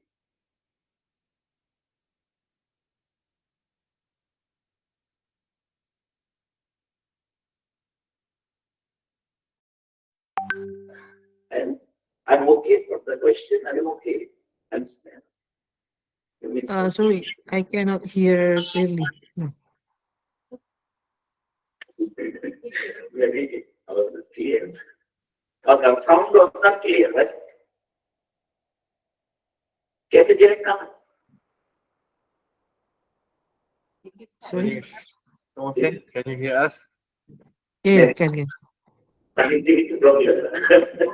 Connectivity is problem. Yeah, okay. Oh, from there. Here are Prof. Norun. Yeah, you have to talk here somewhere here. Oh, from that one. Oh. For the physical. Please go. Okay, Assalamualaikum. Can you hear me now? Waalaikumsalam warahmatullah. Okay. Okay, thank you very much. So just I was wondering the proposal you put here is like a super structure where you want to go. We can think it's a dream at the moment. It looks like a completely the practicality of the feasibility you don't know. So why not we can think about the current maritime, the system in our Southeast Asia, what the current maritime model is going on, and how can we evolve it, by integrating one of the features from here, right? Many features you are proposing here, many I can see. So from your experience, which could be the immediate evolution, we can integrate in the current maritime? What could be the immediate one which can improve the system? Is okay? Yeah. Thank you. Okay. Thank you. Thank you. This is a very insightful because actually, yeah, some of what I show is some concepts that we need to. I think we need to overcome or how to reach that. However, actually, for now, from Telkom only, because my university is under the Telkom Indonesia as well. This is the GLC. So now we are very struggling to connect every ship with cellular networks actually. So that's a very struggle things actually, because we have a lot of ships, and then we need to connect that ship to the cellular networks, because yeah, most of our logistical in Indonesia is passed through our ships. So that's one thing that we are doing now. However, it is part of the company's doing. And then the second is the AIS, the system for the navigation. So now the problem that we have, and we still try to overcome now, is this is actually not not the technological challenge, but this is mostly the cost challenge, because for our shipping vessels, because shipping vessels in Indonesia is unlike in Japan actually, because they are very advanced in technology. They have a very good navigation system, but in our place, this is not that advanced, so their shipping ability is very limited. So now I'm still making a proposal for that, but not yet finished actually. This is to develop the low cost AIS systems, the AIS for the shippings actually, for the fishing vessels.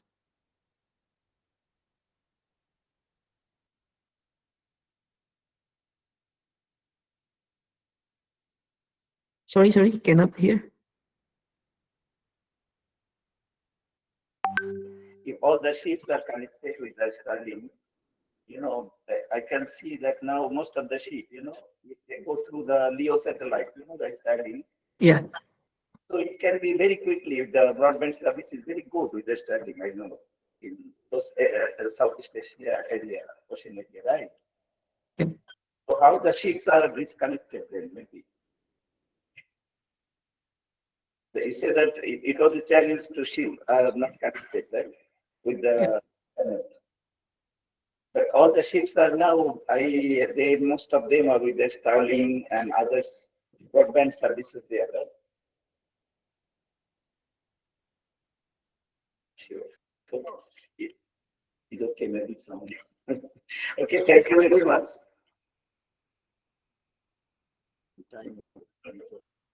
Okay. Yeah, thank you. Yeah. The question is there. You have to come here after I told you. As possible. Assalamu alaikum. Can you hear us, Dr. Muhsin? Assalamu Yeah, alaikum. okay. Yeah. Can you come here? No, just boleh. Assalamu alaikum. Thank you very much, Dr. Muhsin, for the presentation. My name is Jamil Issa, and I'm studying Projective Security Management here in KICT IIUM. Well, my question is, before that, next year there's one attack happened in Jakarta, America. So I read the case study and we go through it. We found that there is the issue of negligence because when the attack happened, some of the directors companies think this is not the English, so we should just regulate it. Since if we say we are going to focus on how we are going to resolve it, then it will cause the economic issue.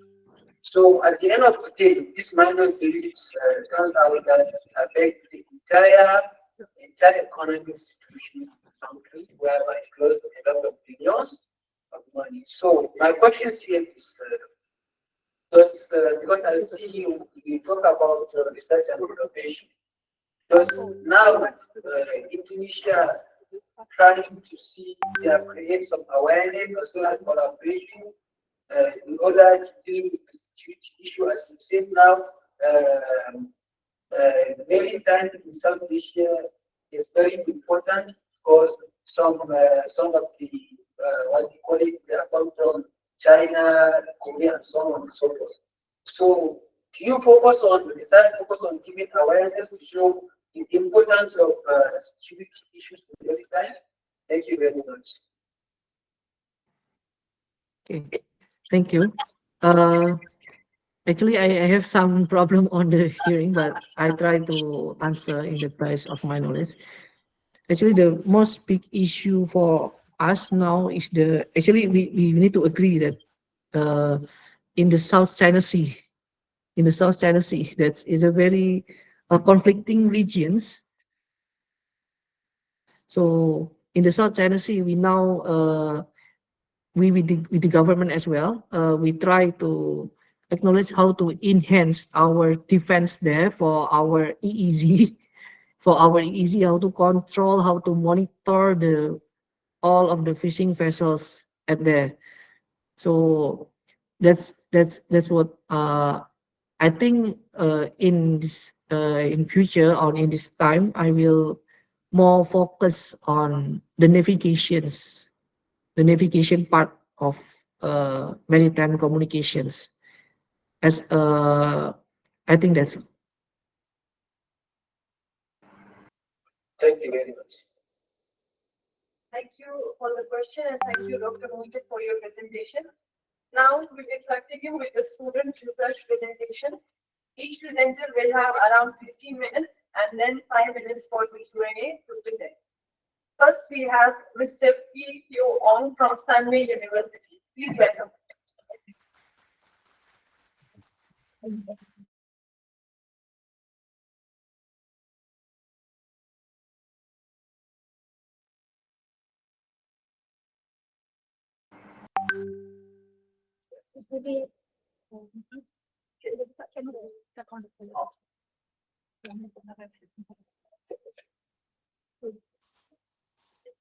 Good morning, everyone.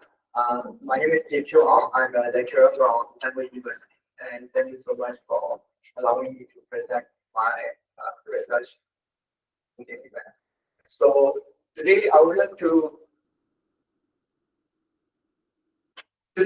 talk about a research concept, which is antennas as the security primitives. So the title is Ship Level Identification using the physical and global features. So we are all aware that the antennas have been evolved from simple communication devices to multiple devices that it's like using in addition to communication, we can use them for sensing, energy harvesting, biomedical systems, and a lot of other functions. And this is partly because of the advances in the materials and the fabrication methods, and also because of the advances in the computation and simulation processes. So today I would like to introduce another perspective, which is using antennas as security primitives. So we can utilize the manufacturing variations of the antennas as the unclonable device identifications. So I will call it the antenna-based physical and clonable functions, or antenna first. So first of all, please let me introduce you to the physical and clonable functions, which is my primary research area. So the first, or the physical and clonable functions, they are digital, or in this case, electronic fingerprints. By utilizing the variations in the manufacturing process of different electronic devices, we can use them as unique identities. We can use them as a fingerprint. So they can be utilized in device authentication, device identification. They can also be used for cryptographic key generation without using the memory, without storing the key in the memory. We can also use them as anti-counterfeiting, especially in these days, the hardware security and the hardware authenticity is important. So this is also another useful potential application. And we can also use them for hardware root of trust in multi-factor authentication and security systems. So there are a few different types of products. The most common ones are the silicon-based functions. So we can separate them into two main categories: delay-based and memory-based. So the delay-based products are also considered as a transfer, and the examples are arbitrary perf, ring oscillator perf, and so on. And then there is another type, which is the memory-based. So they are also considered weak perf, and they include SRAM perf, DRAM perf, NAND flash perf, and so on.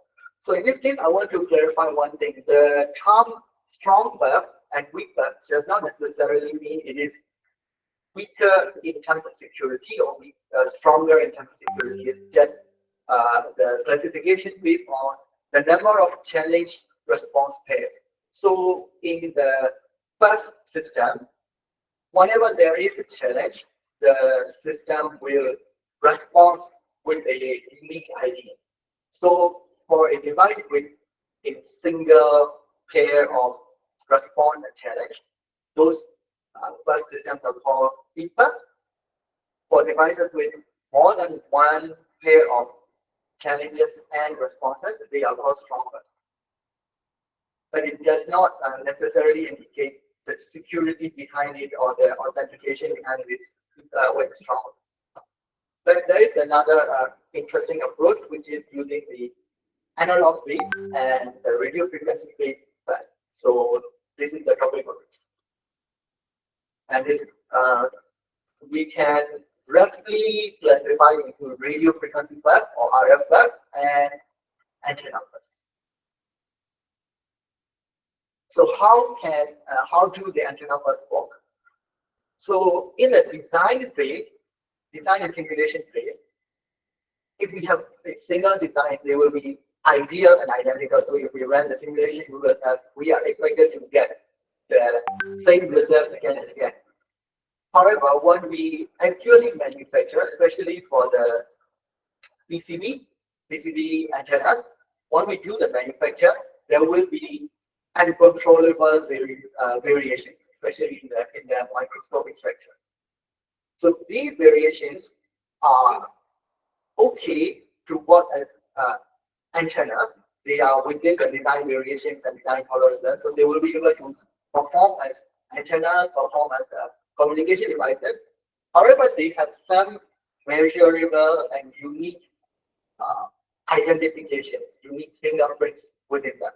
So by using some techniques, we can use those fingerprints as the unique identifiers for individual antennas. So why do we want to use the antenna bus? It is simply because these days there are a lot of IoT devices with onboard antennas, as you can see on the slide.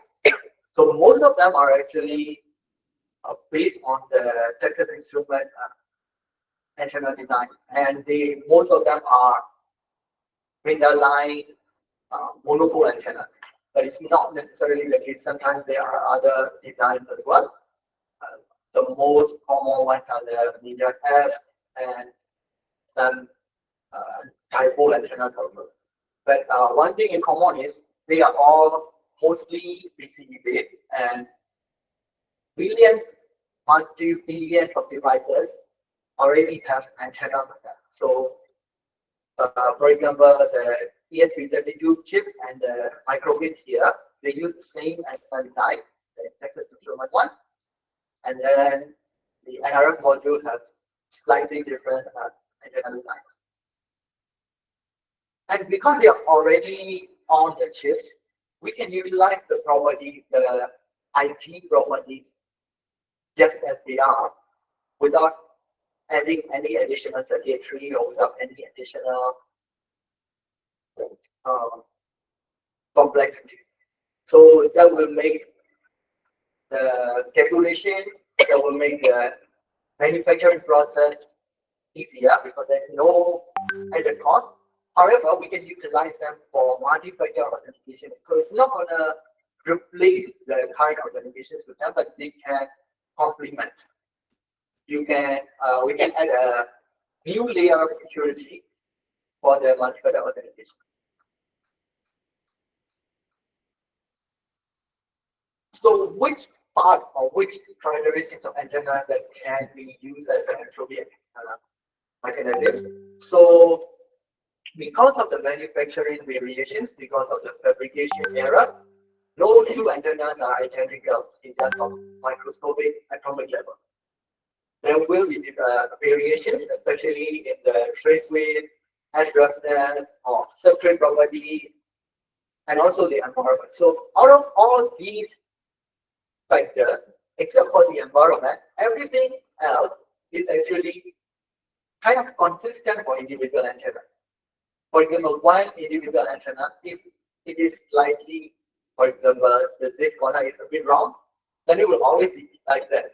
So it's roughly consistent for individual antennas, but we do not have technology and it is actually not necessary to control it very extremely precisely in the atomic level, because they are already working as antennas and within the design tolerances, so they they will still function as antenna. However, because these tiny changes are consistent across individual antennas, and yet they are different for different individual antennas, they can be measured and they can be used as the identification key. So this is the idea behind this. And at the beginning, I mentioned that antennas have an interesting dual property because antennas are not standalone devices. They have to communicate with another antenna. So we can use the S parameters, especially the S11 and the radiation pattern as a standalone weak path identification, because there will be only one response, which is the reflection or S11. Sorry. Sorry, I lost the internet. The Wi-Fi is low. Okay. Yes, now I right. No worry.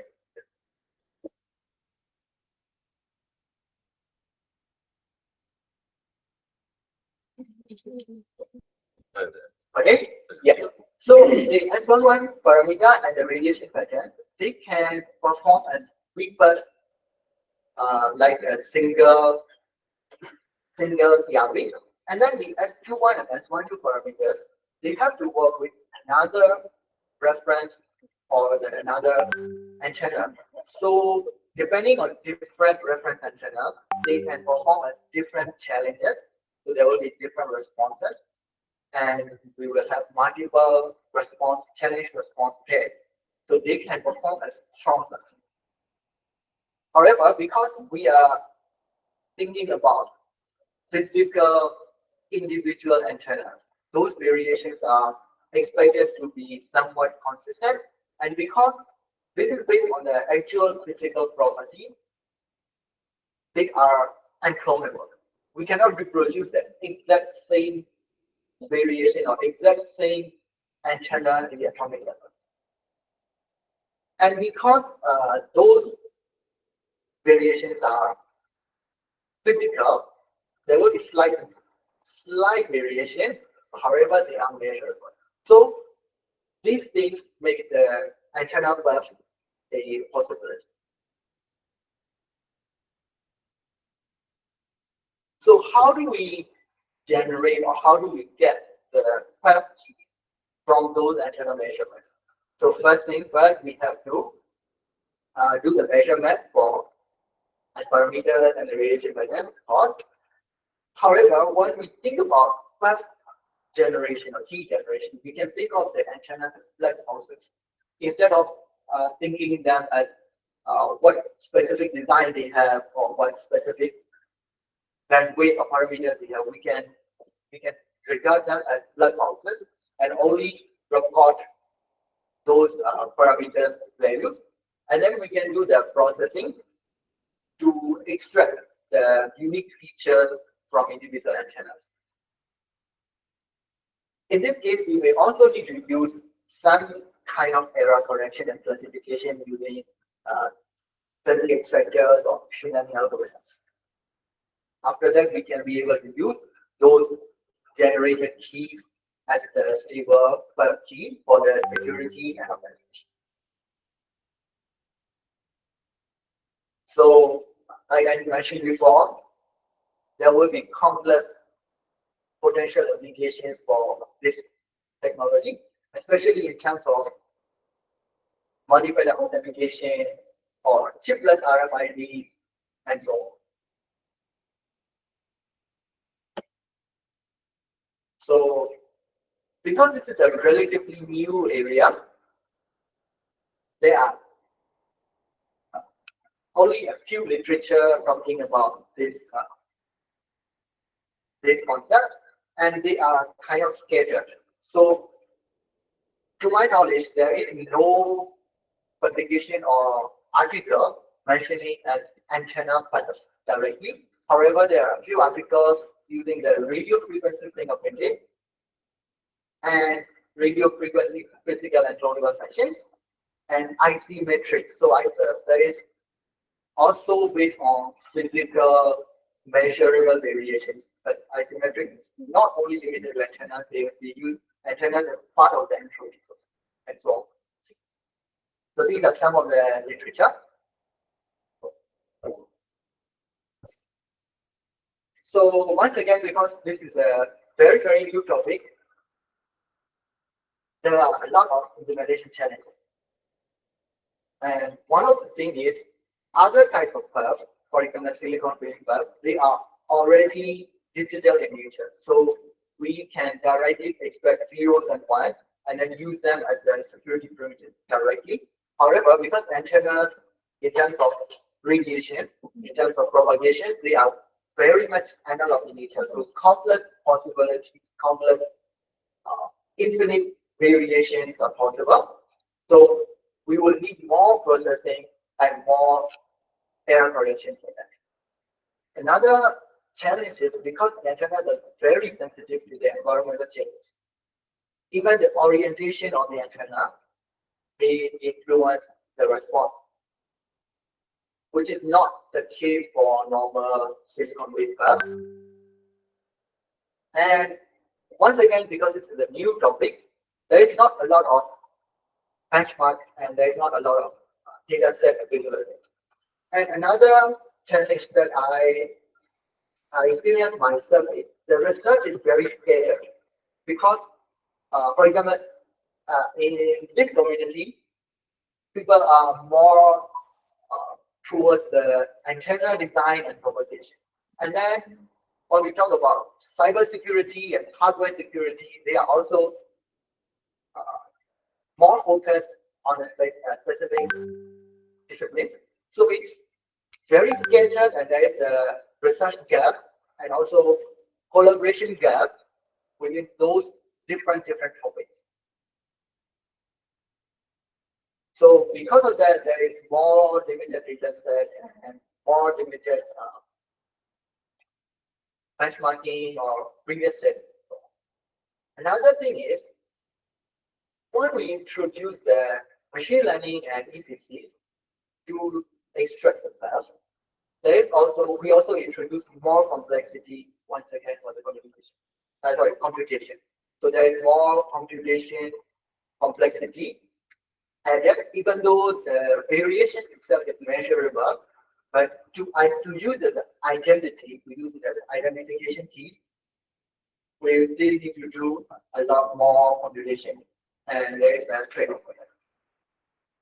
So, in conclusion, as we all aware, antennas are evolved beyond communication, and there is a very big opportunity to use antennas as the security primitives. And they can be the seed for future research innovation. However, there are still challenges, like I mentioned before. So, conclusion for the AP community, for the antenna designers, and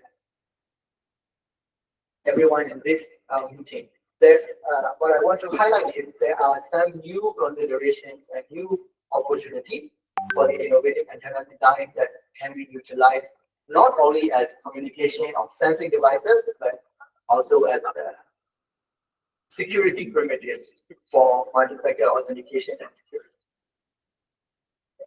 These are some of the selected references. And thank you so much.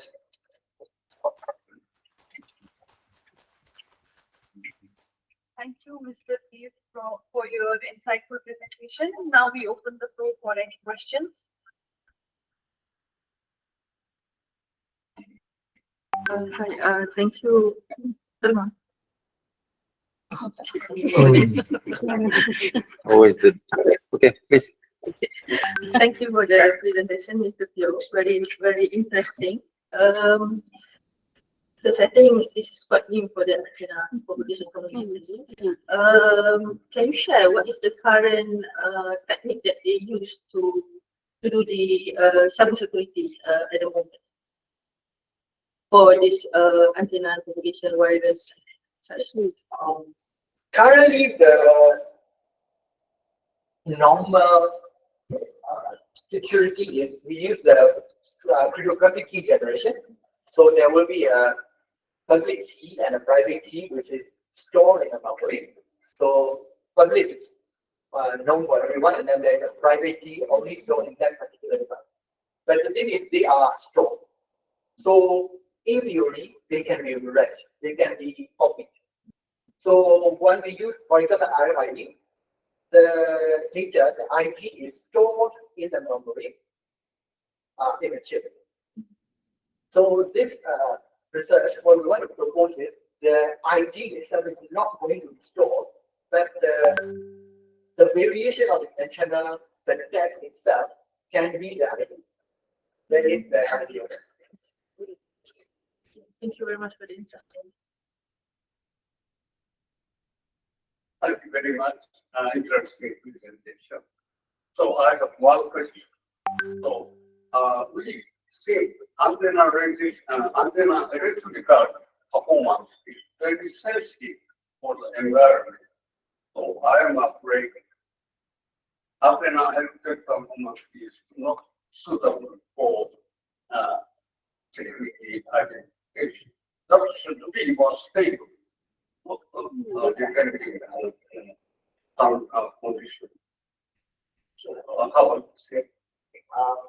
Yes, because the antenna response is going to be influenced by the environment for sure. But like I mentioned, some of the parameters are actually consistent. So, for example, the physical layout and physical dimensions, they are consistent. So, when we do the physical studies, there are some proof of concept work that they are able to identify for up to 80% of accuracy, mostly using S21 and S12 parameters. So, as you can see here, the different lines in this different color lines represent some different chips, different individual chips. So there is a measurable ID within the response. Yes. For this S11 characteristics, this is antenna is long, staying in the free space. That is stable. However, attach our hand on a wall, antenna is put on the reader. The effect of the distance with the reader, this can very easily change. So not stable.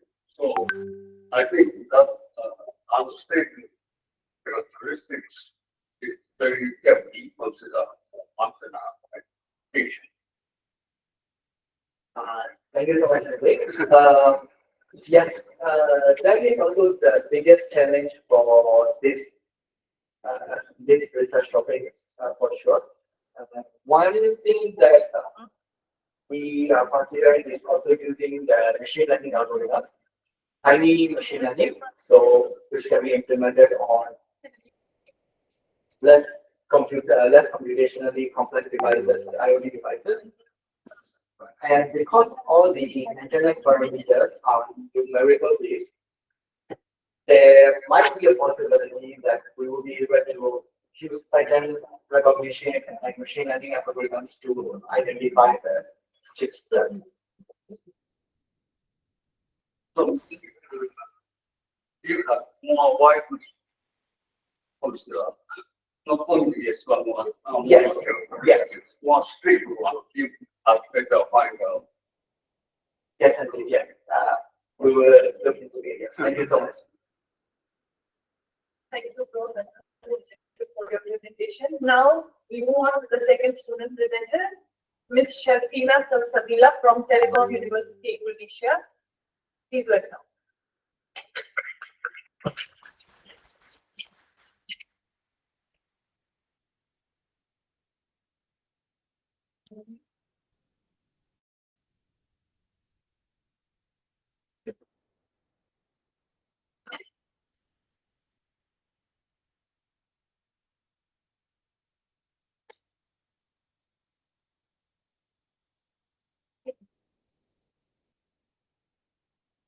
Sister Sherfina Salsabila, are you present online? Yes. Wait, I'll share my screen.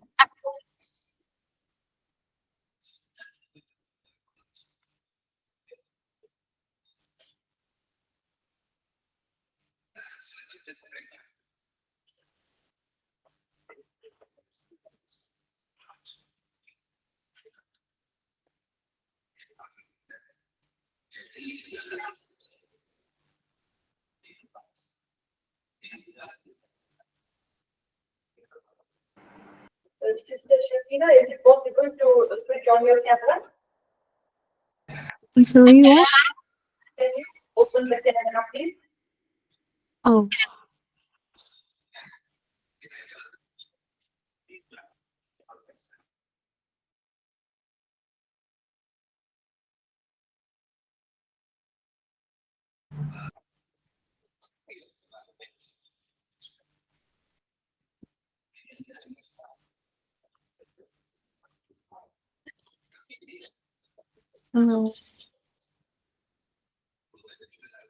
Good afternoon, everyone.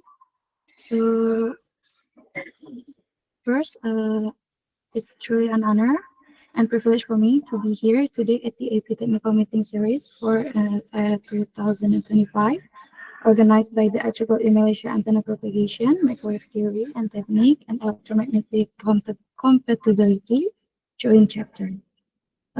So, I'll present with the title, A Compact Ultra High Frequency RFID Tech Antenna.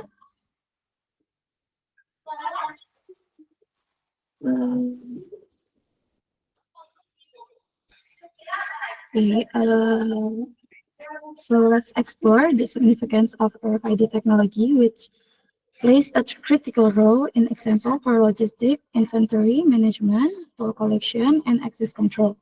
A main element affecting the performance of RFID tech is the antenna. So a compact antenna design is essential as it facilitates easy integration and allows for flexible placement across various applications.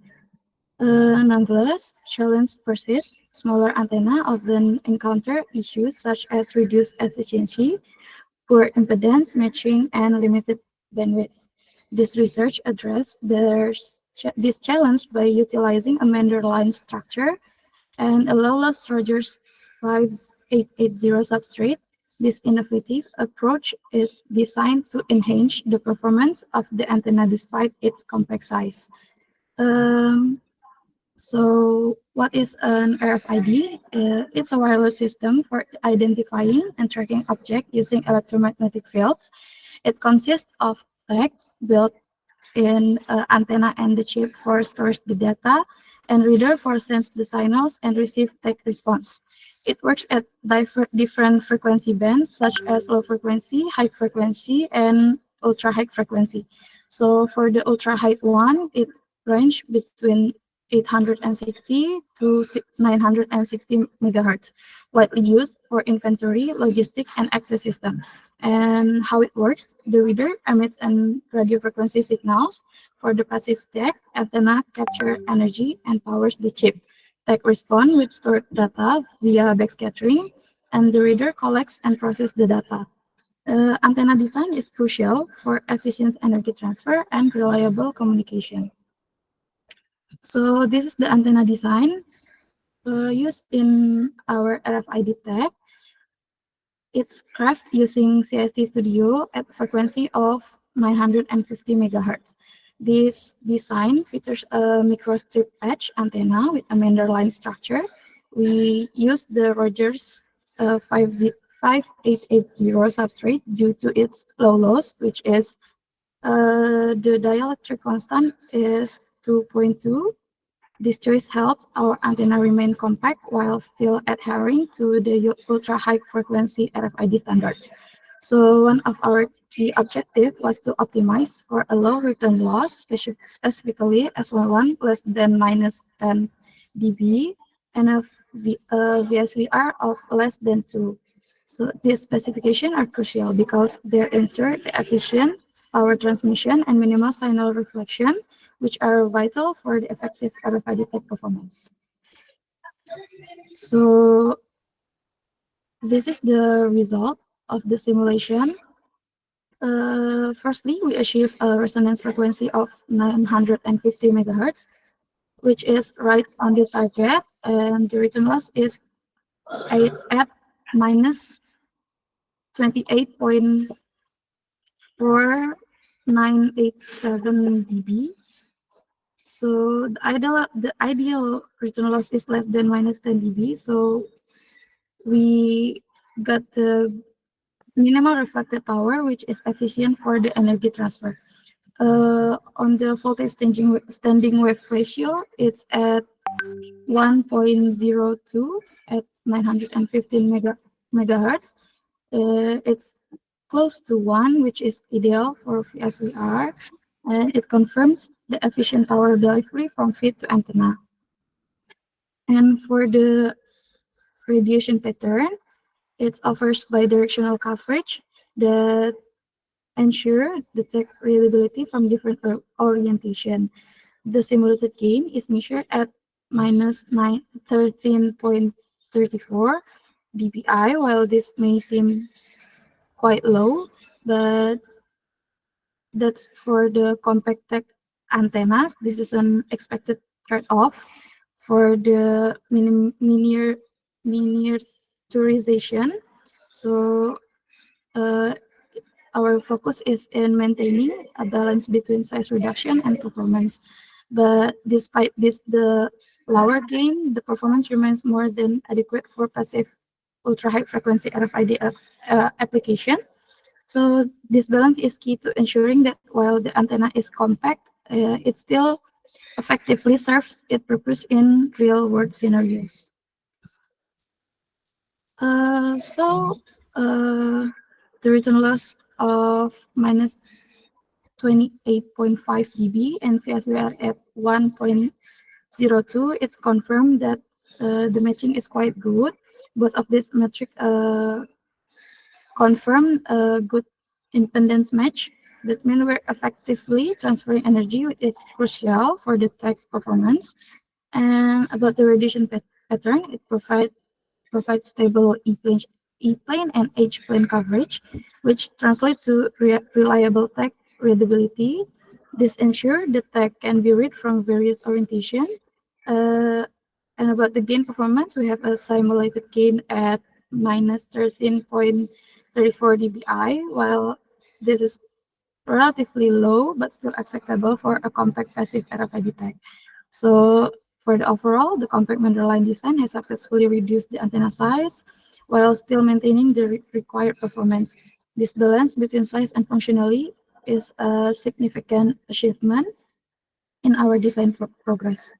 So the conclusion is that we designed and simulated an antenna operating at 915 megahertz, achieving excellent impedance matching with an S11 at minus 28.5 dB and VSWR at 1.02.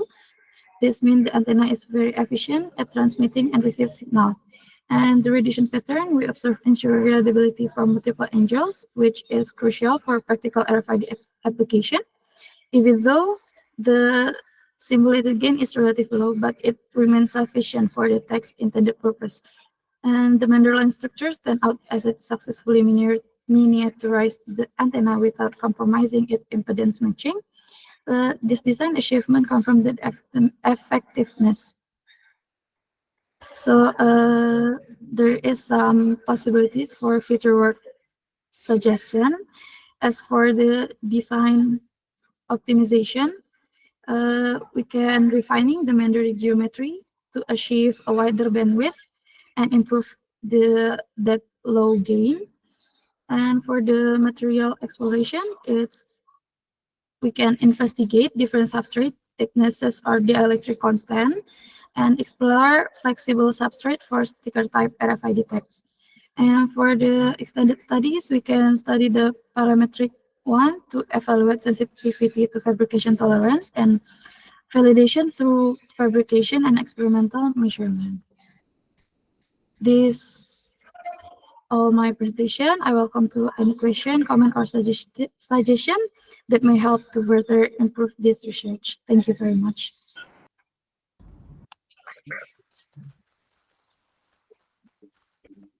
Thank you, Sister Sherfina, for your presentation.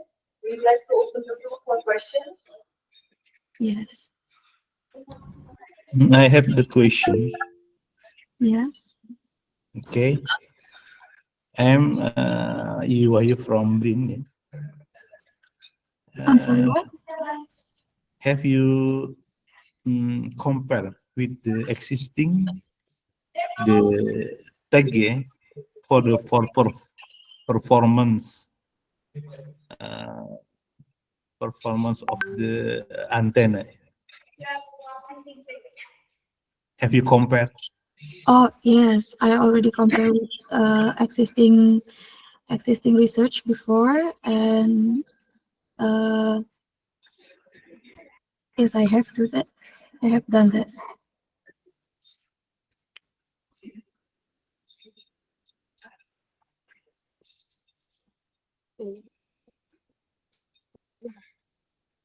Another question. Okay, Yeah. Okay. there's another question from. Have you compared it? Have you compared What this? Have you the enhancement for the performance your antenna? I'm sorry, I can hear it clearly.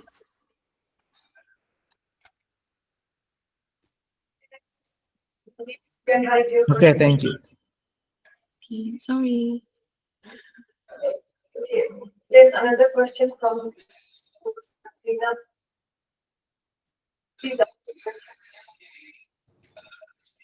Hello, hi. Can you hear me? Yes. Okay, hi, Sherfina.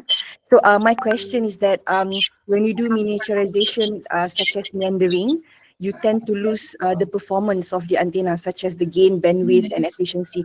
So my question is that how does meandering in antenna design achieve effective miniaturization, considering that you will lose this key performance? And under what condition can this trade-off being acceptable for practical application?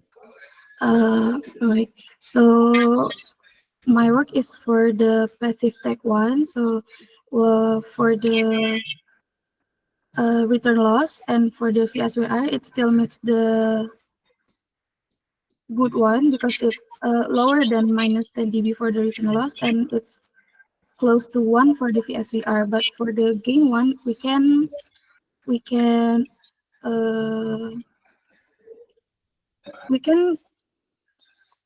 put more power at the reader because this is just a passive one, so it can enhance the read range for the tag. That's why because it's compact, it's still acceptable to have a low gain because we can cover it with the high power reader. That's my answer. Okay, thank you. Thank you. Thank you, sister. I have a question. One more question. When we are using the substrate material of rather for the 580, right? The substrate material for this patch. Can you hear me? I'm sorry, but the voice is not clear. Substrate material, right? Can you hear me? Hello? Hello. I'm sorry, but the voice is not clear, so I can hear it. Can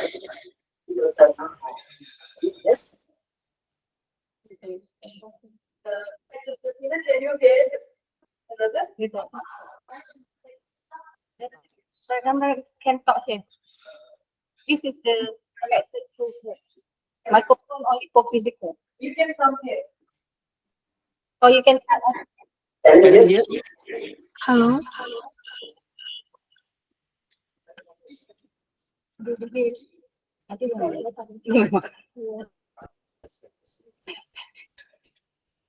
Unit.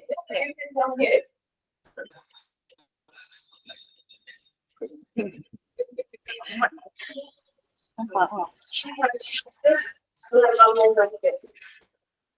Disconnected.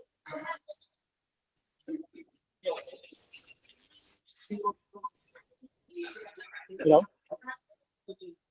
Hello? You know, Yes? my question is, you are Okay. using material Roger 5880, right? For your patch So design. what? You are using the substrate. What substrate material you are using? Can you Oh, know? yes, it's Rogers 5880. Yeah. So my question is, why not you are using the FR4 instead of Roger? So I try to achieve the No, you can get the same performance with the help of by using the FR4 as well. So why not you are yes. FR4? So I choose the Rogers for its low permittivity, such as 2.2, and for the FR4 it's 4.2. So that's why I choose the Rogers one. No, I'm saying that you can get the same performance by using the FR4 as well. My concern is, for the cost point of view, the FR4 is the less cost compared to the Roger. Yes. So why you are not preferring the FR4 as instead of the Roger? For the cost perspective, suppose discussing the cost perspective, we are going to and for the productive, product-based work. So for that point of view, if you are using the cost perspective, it is a considerable thing that you can use the FR4 instead of the other, because it Yes. same performance by using this FR4 as well. So that's my question. It's right for the cost effective. It's more effective to use the FR4 because it's not as expensive as the Rogers one, but I try to achieve more efficient one. That's why, despite its expensive one, but because I want to achieve the higher result, that's why I choose Rogers over the FR4. Okay. Thank you very much. Thank you. Thank you for your question, brother, and thank you, Sister Sherfina, for your presentation. Now we move on to the third presentation, which is from Brother Mohamed Farouk Al-Ghiffary from UTM. Thank you so much.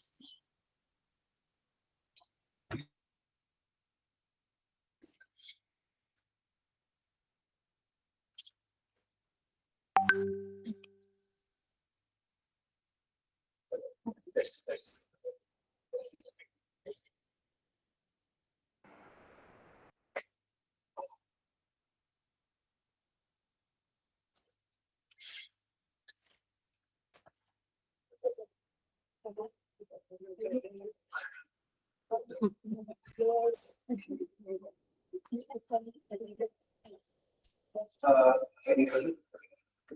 Assalamualaikum warahmatullahi wabarakatuh, and good afternoon, everyone. My name is Al-Ghiffary. Today, from here, I would like to present my work. That's electromagnetic simulation methods of electric performance at negative refractive index absence lens antenna. And below here is the one who worked with me for this project. And for today's content, I'm going to talk about the introduction, pick one, and then there's lens antenna and natural, and then negative refractive index lens shapes, and also EM simulation models, simulation results, and lastly conclusions and future work. And as we all know, we are in the current 5G mobile technology system in this era, and then a multi-beam radiation pattern is required to achieve a massive multiple input and multiple output of what we usually call MIMO operation requirements. And as the frequency moves into millimeter wave, antenna size shrinks significantly, where it creates a challenge in sustaining high gain and efficient multi-beam radiations. So, how to address this challenge? Like, since the antenna is moving into millimeter wave, and then the size of the antenna itself shrinking, and then how we address the high gains and efficient multi-beam radiation challenges. And then one of the promising approach is to use a dielectric lens antenna.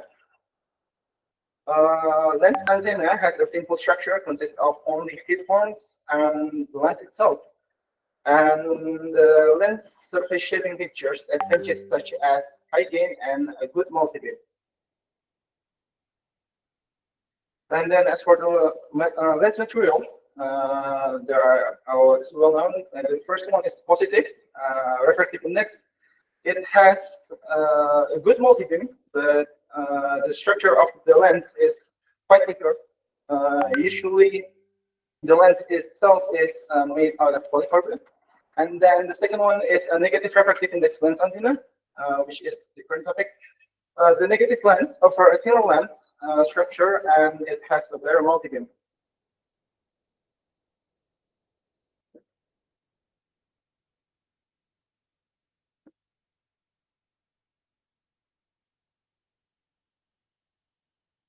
Okay. As for the negative refractive index shape design, is divided into two. The first one, we have the conventional shapes, where the name itself reflects the design of the lens. The first one, we have hyperbola planar, and then you can see here the inner surface is hyperbola and the outer surface is planar, and then the planar convex, planar concave, the inner surface is planar, and then the outer surface is concave, and then lastly we have spherical convex, which is spherical inner surface and convex outer surface. The spherical convex itself is reported to have a better multi-beam compared to the hyperbola planar lens, and then a planar convex lens. And then the second type is the shape lens, where we have Abysines lens, as you can see here. The Abysines is one of the shape lens which has been reported to exhibit the best multi-beam radiation characteristics for high frequency applications. And then this is the design used for this project. As we can see here, this structure is designed. This structure is designed in Malek, and then this is the parameter used for the lens itself. We are operating on a frequency of 28 GHz since we are aiming for 5G. And then waveline, and then the refractive index of negative square 2, and then the radius of circle, which includes the Eversole group. It's around 135.6 millimeter, and then the diameter of the lens is 200 millimeter. And then this is the Abysines condition equations from the white paper books. And then after that, the x over d theta is calculated. And then here is the simulation models used for this simulation. We use ANSYS HFSS as the EM simulator. What I would like to highlight here is we try to simulate two different boundary. The first one, we are using the absorbing boundary conditions, which results in error since this boundary is too big. It's around 210 millimeters times 210 millimeters times 240 millimeters, and the electromagnetic EM field area use the whole boundary for the calculations, and it takes quite a long time, which is 15 hours and a lot of resources, around 684 gigabytes. To address this challenge, we use another type of boundary conditions, which is known as FEBI, or boundary integral equations. This results successfully in running the simulations. We cut the whole box since FEBI we can shape the radiation boundary into any kind of shapes. We shape from a whole box into a cylindrical boundary and then a cone boundary. And the calculation time reaches to 6 hours, and the resources, the RAM itself, it reaches as well to 243 gigabyte.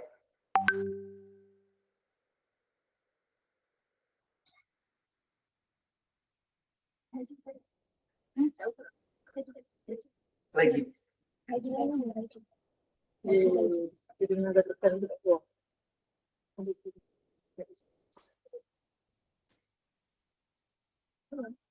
Okay, so this is the horn radiation pattern. The results of horn radiation pattern, as you can see here, without the lens, it results in a cylindrical or spherical wave, which is normal for a horn antenna. And then the gain itself is around 11.7. Is achieved, and it exhibits a beam width of 96.42 in the E plane. And then this is the results of a near field with the lens attached.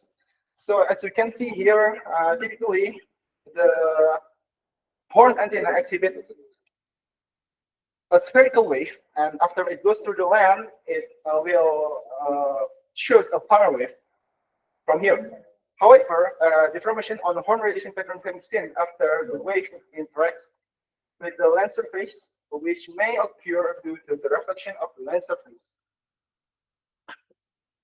And then here is the results of the aperture distributions. As you can see here, both phase and amplitude distribution shows ripple or small peaks as for the phase. Near the circumference of the aperture plane, as you can see here, there are a lot of peaks here, and then a ripples in the amplitude. This may be a byproduct of a distortion of pure distortion of the deformation of a pure pit horn radiation pattern. And then as for the phase distribution on the center line, the cross section is almost constant with a delta of 64 degrees. And then as for the amplitude cross section is tapered from the center of the lens aperture towards the edge, with the lens edge level of negative 16.8 dB. And then despite all of the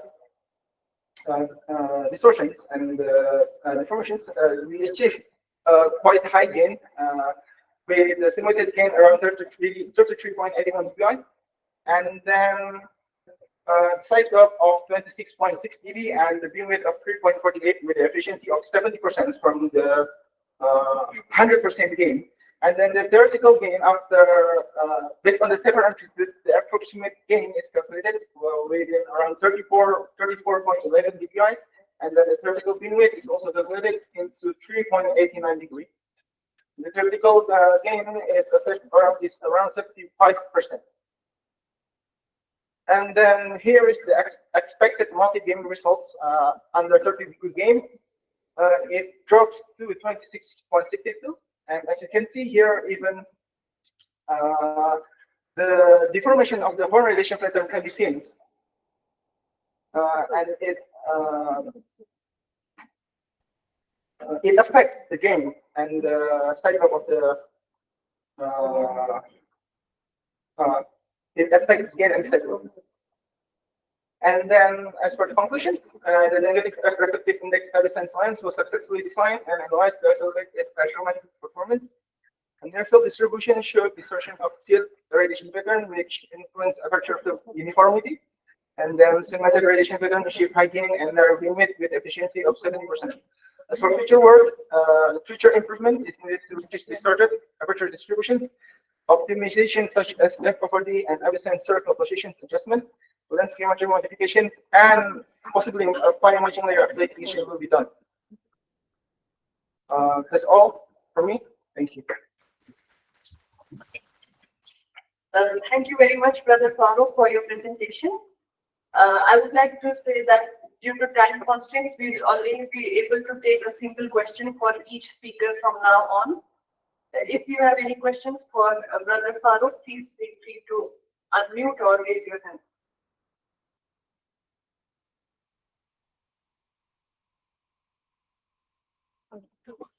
I got that one question.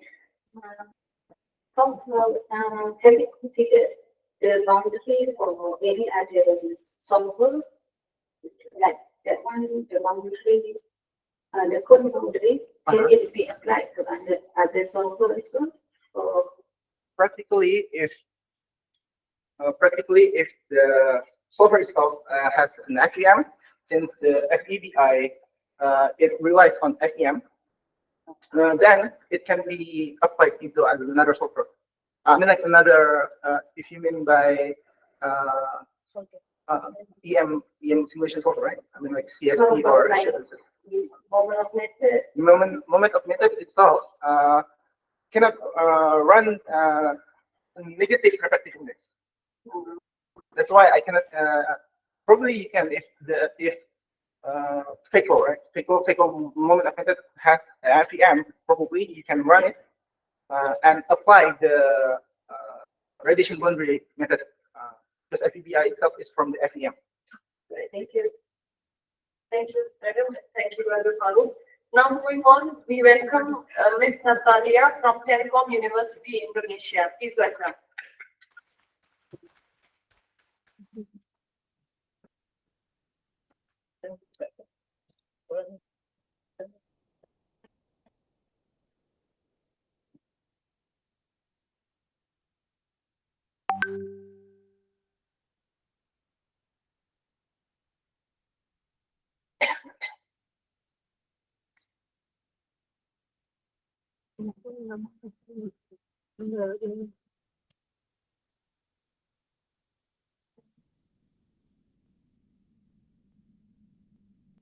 Thank you.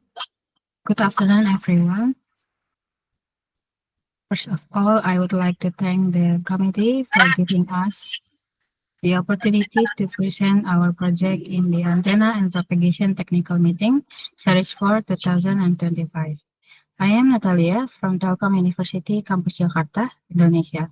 And today, let me share our research on the performance analysis of a unidirectional double E-shaped microstrip antenna in the ISM band.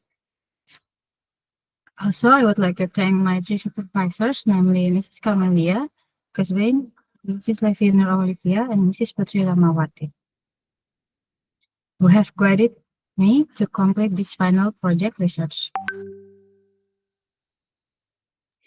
Antennas play a vital role in modern communication systems, such as mobile, satellite, radar, and IoT applications. Microstrip antennas, or MSAs, are widely used because they are compact, lightweight, and cost-efficient. However, MSAs also have some limitations, mainly low gain and narrow bandwidth. At the same time, the demand for reliable antennas in the ISM band, especially at 5.8 GHz, is growing rapidly due to their use in Wi-Fi, RFID, and wireless sensor networks. And this motivated us to design and analyze a more efficient antenna structure that could overcome these limitations. The objective of our project was to design a double E-shaped microstrip antenna in 5.0 GHz that provides a bandwidth wider than 60 MHz, a return loss below -10 dB, and phase wear double less than 2, and a directional gain higher than 5 dBi. For this research, we started with defined antenna specifications, which has been mentioned in the previous slide. Then we calculate antenna dimensions so we can design a conventional E-shaped antenna.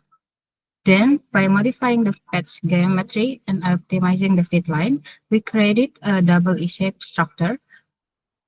After running simulation and performance examinations, if the results obtained are not complete the specification yet, we should do optimizations until the results are fulfill the specifications. And last, we do results analysis. So here is the initial design of double E-shaped MSA, which the return loss aimed in -14.76 dB, but not in the frequency center that we want. The optimization process focused on improving impedance matching and radiation characteristic in frequency center 5.8 gigahertz. So here is the final design. Use a ground plane of 70 multiple 75 millimeters, a patch dimension of about 57.5 multiple 51.2 millimeters, and a fit line width of 7 millimeters. All simulations were carried out using electromagnetic modeling software to analyze the return loss, bandwidth, and radiation pattern. The optimized antenna achieved significant improvements. Return loss of minus 38.5 dB, which indicates excellent impedance matching, VSPR of 1.025, showing stable performance, and the bandwidth of 126 megahertz, which is more than double the initial target, and the peak gain of 7.63 dBi with a clear unidirectional radiation pattern. So these results confirm that our design is highly suitable for ISM band wireless communication systems, especially those requiring compact and efficient antenna. And this is the gain, and our work has been recognized and accepted in the Journal of Research in Science and Education this year. We believe that this contribution can serve as reference for future research in antenna miniaturization and performance enhancements for wireless communication application. In conclusion, the proposed double effect microstrip antenna successfully addresses the limitation of conventional MSAs by providing wide bandwidth, excellent impedance matching, and high gain directional radiation pattern. We hope that our research will open opportunities for collaboration and further development in antenna and propagation studies. Thank you for your kind attention, and I will be happy to answer any questions.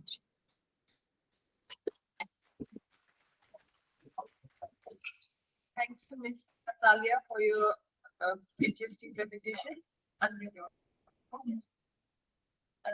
We'd like to open the floor for any questions.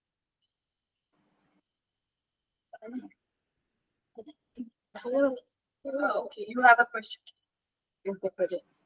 Hello? Yeah. Hello?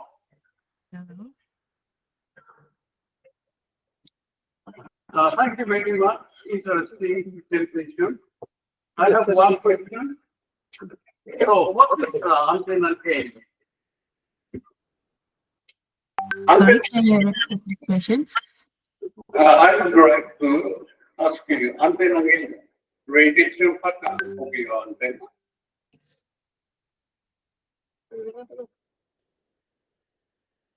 Hello, you can hear me? Yes. Sorry? For your interesting presentation. So, now VSWR is already extreme. However, what is the radiation pattern of your antenna?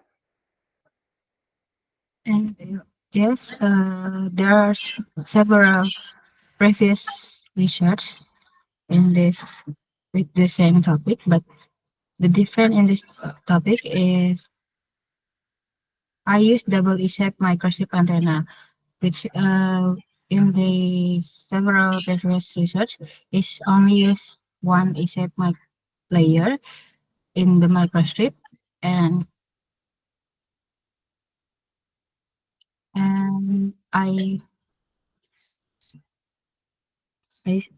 researched that using slots here is gain optimal bandwidth, and so for this research I use double E-shape for higher bandwidth and using Rogers material to obtain more higher gain for the efficient antenna performance.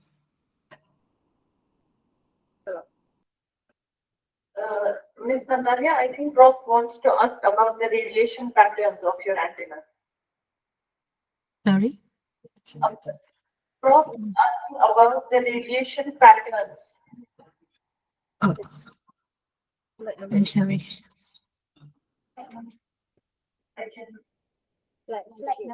Slide number 8. Your slide number 8. Can you hear us? Okay. You cannot hear. Is my slide the same? Should I just drop the question or what? It's okay. I think you cannot hear us properly. Thank you for. Oh, okay, okay. Your slide 8. Game 7, Sensei. 7. Game 7. 7. Here is the radiation pattern of the antenna. So what is the antenna gain? The gain, dBi. the gain is obtained in 7.628 dBi. Okay. That might be better. Very good. Okay, thank you. Thank you for your question, Prof, and thank you, Ms. Natalia, for your interesting presentation. Finally, we move on to the final presenter, Brother Arif Kamran from IIUM. Please welcome.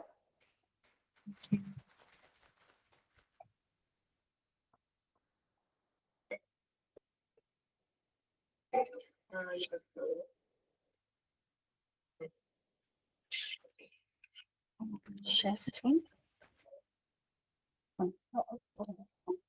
This one. You need.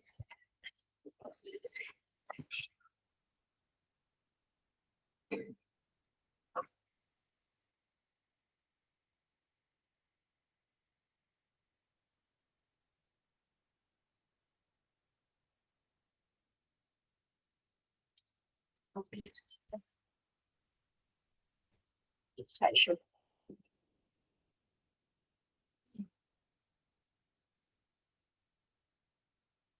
Slideshow.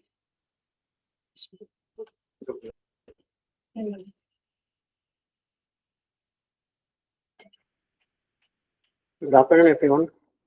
I am Kamran Arif, a PhD student in the Electrical and Electronic Computer Engineering Department in International Islamic University, Malaysia, under the supervision of Dr. Norun and the two supervisors of Dr. Islam, Dr. Anis, and Dr. Sara. So I'm going to present here RF-based sensor, which is entitled is Enhanced Sensitivity of ELC Resonator for Dielectric Characterization using Cascading Resonator Structures.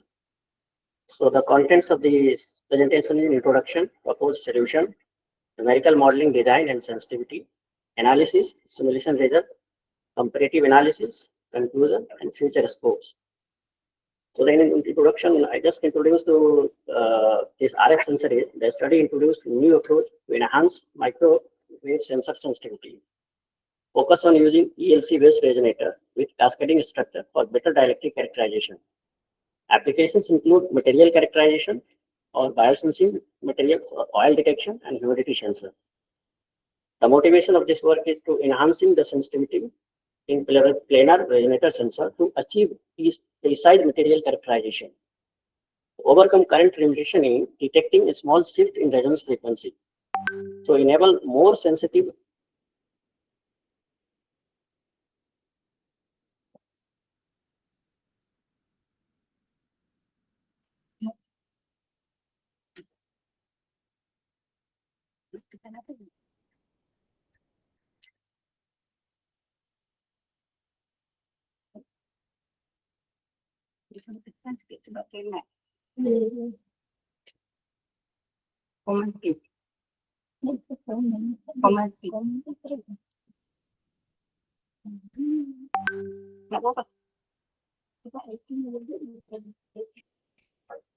This is this one.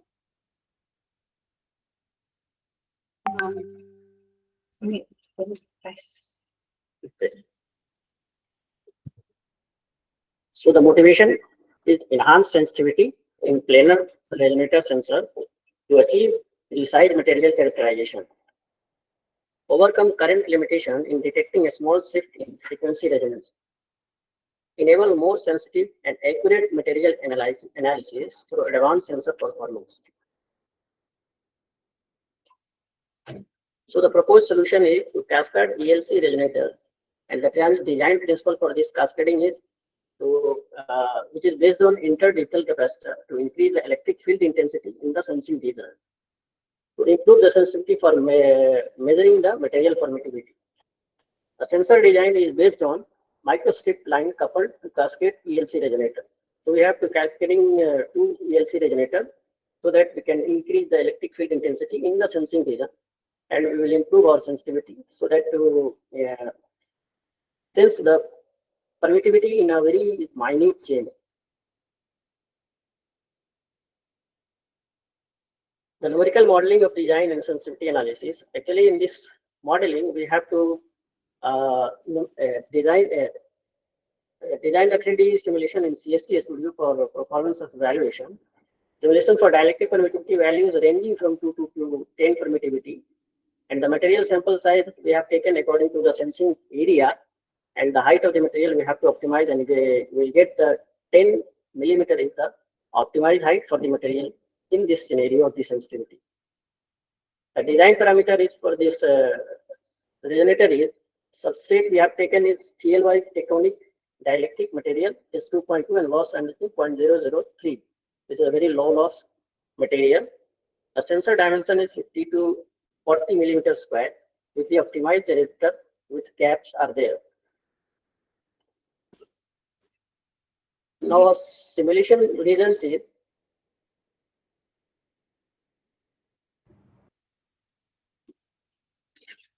the resonance frequency.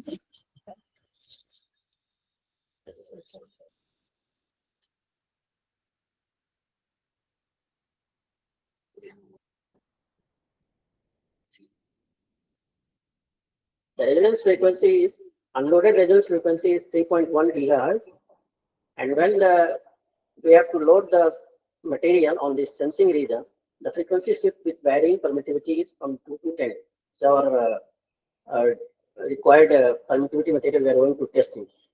And the electric field distribution you can see in this blue region, where in the sensing region the electric field intensity is very high compared to the other region. If you see the substrate material, and based on this material, if we are changing the material permittivity from 1 to 10, we will see the performance of the resonance frequency, which is going down by loading the material, by changing the material permittivity from 1 to 10.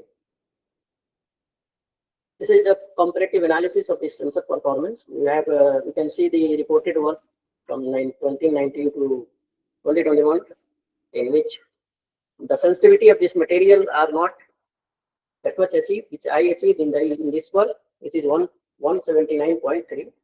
This is the highest reported sensitivity till now. And the sensitivity we have defined here for the changing the frequency shift by changing in the permittivity material. This is the ratio between the change in frequency to the change in permittivity value. And we can also define the sensitivity in other parameters, which is normalized sensitivity, or you can say the fractional sensitivity, which is the ratio of the absolute sensitivity divided by the resonance frequency, or the unloaded condition of the resonance frequency.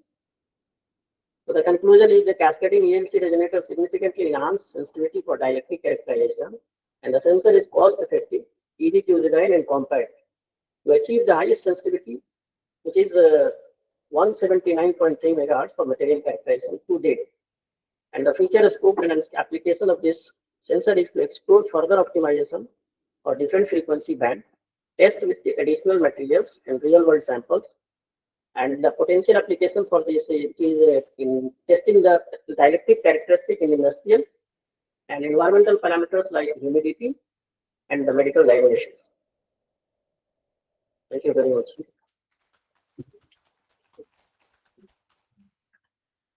Thank you very much, Brother Arif Kamran, for your presentation. we would like to open the floor for any questions. Yes, please. This is Yamada, and thank you very much for your interesting presentation. So I would like to ensure that your sensor circuit and the sampling measurement sample construction. What is the size of measurement sample? The sensing region is, I think, 10 by 12 mm, the sensing region. And the material we are going to test is a cuboid material, which is the height of 10 mm by the sensing region. So you are resonator, on the resonator, Yeah. you are the electric sample. Yeah, yeah. So what is the size of the sample? It's the 10 by 12 and height of 10. Cover the region of the sensor region. The box one. We have a sensing region. Can you see the sensing region? There are two sensors are there, just beside the microstrip line, which is coupled with, yeah, which is coupled with microstrip line. So the whatever the sensing region area is there, we have to taken the area of that same area, and the height of the material I have taken 10 mm, which is the optimized value, which we. Now it is rigid. Yeah, it's a rigid solid material. Solid material. Can measure liquid.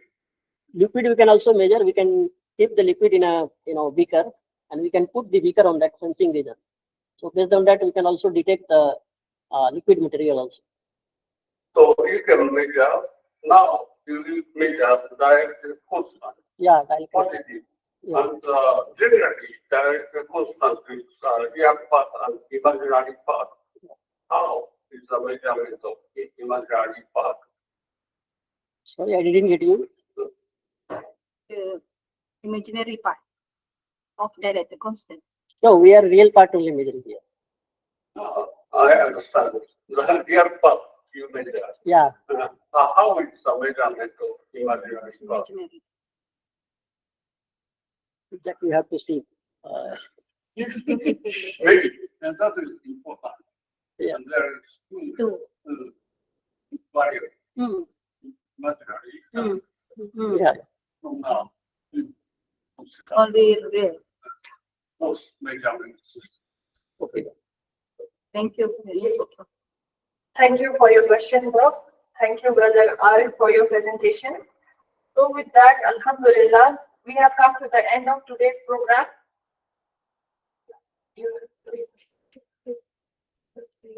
Two presenters, okay. Now I will request the representatives to present the token of appreciation to the presenters.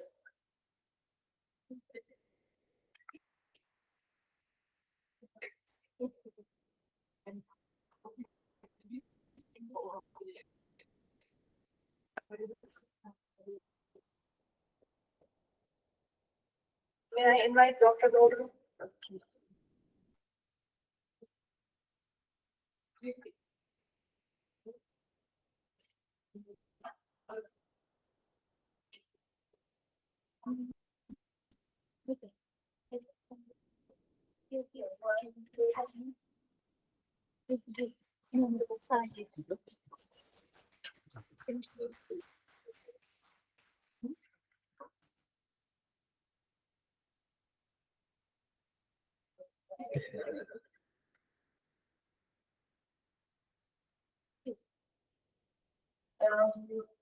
Can we request Mr. Phyo to please come on stage?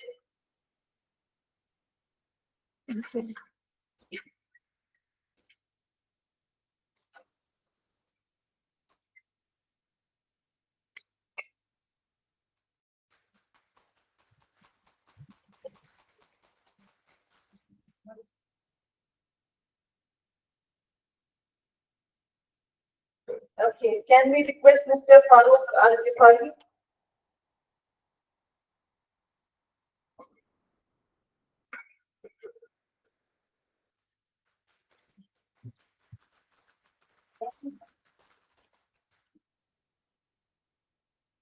Can we request Mr. Arif Kamran to please come on stage?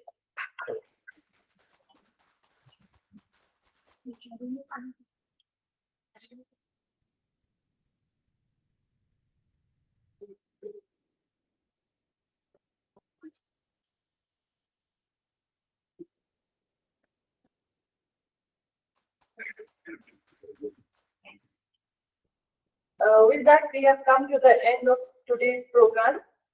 On behalf of the organizers, I would like to extend our heartfelt gratitude to our distinguished speakers, respected guests, student presenters, and all the participants who joined us today. May this program bring benefit and inspiration to all of us, inshallah. We now invite all of you to join us for lunch, after which the program will be officially concluded. Wabillahi tawfiq wal hidayah. Wassalamu alaikum wa rahmatullahi wa barakatuh.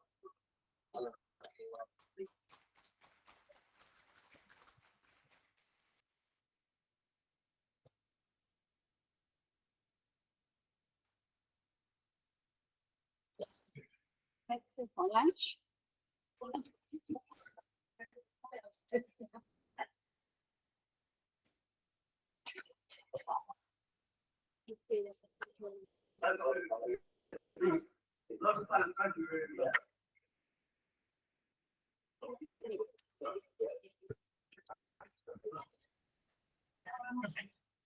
Thank you. Thank you. Do you need any help? Should I disconnect? Thank you. Thank you.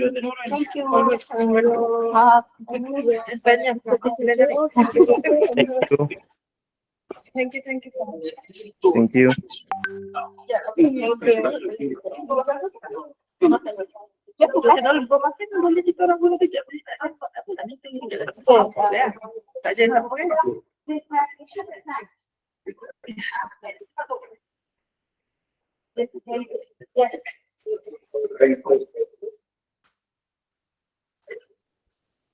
Boleh tinggal kat sana. Boleh tinggal kat mana?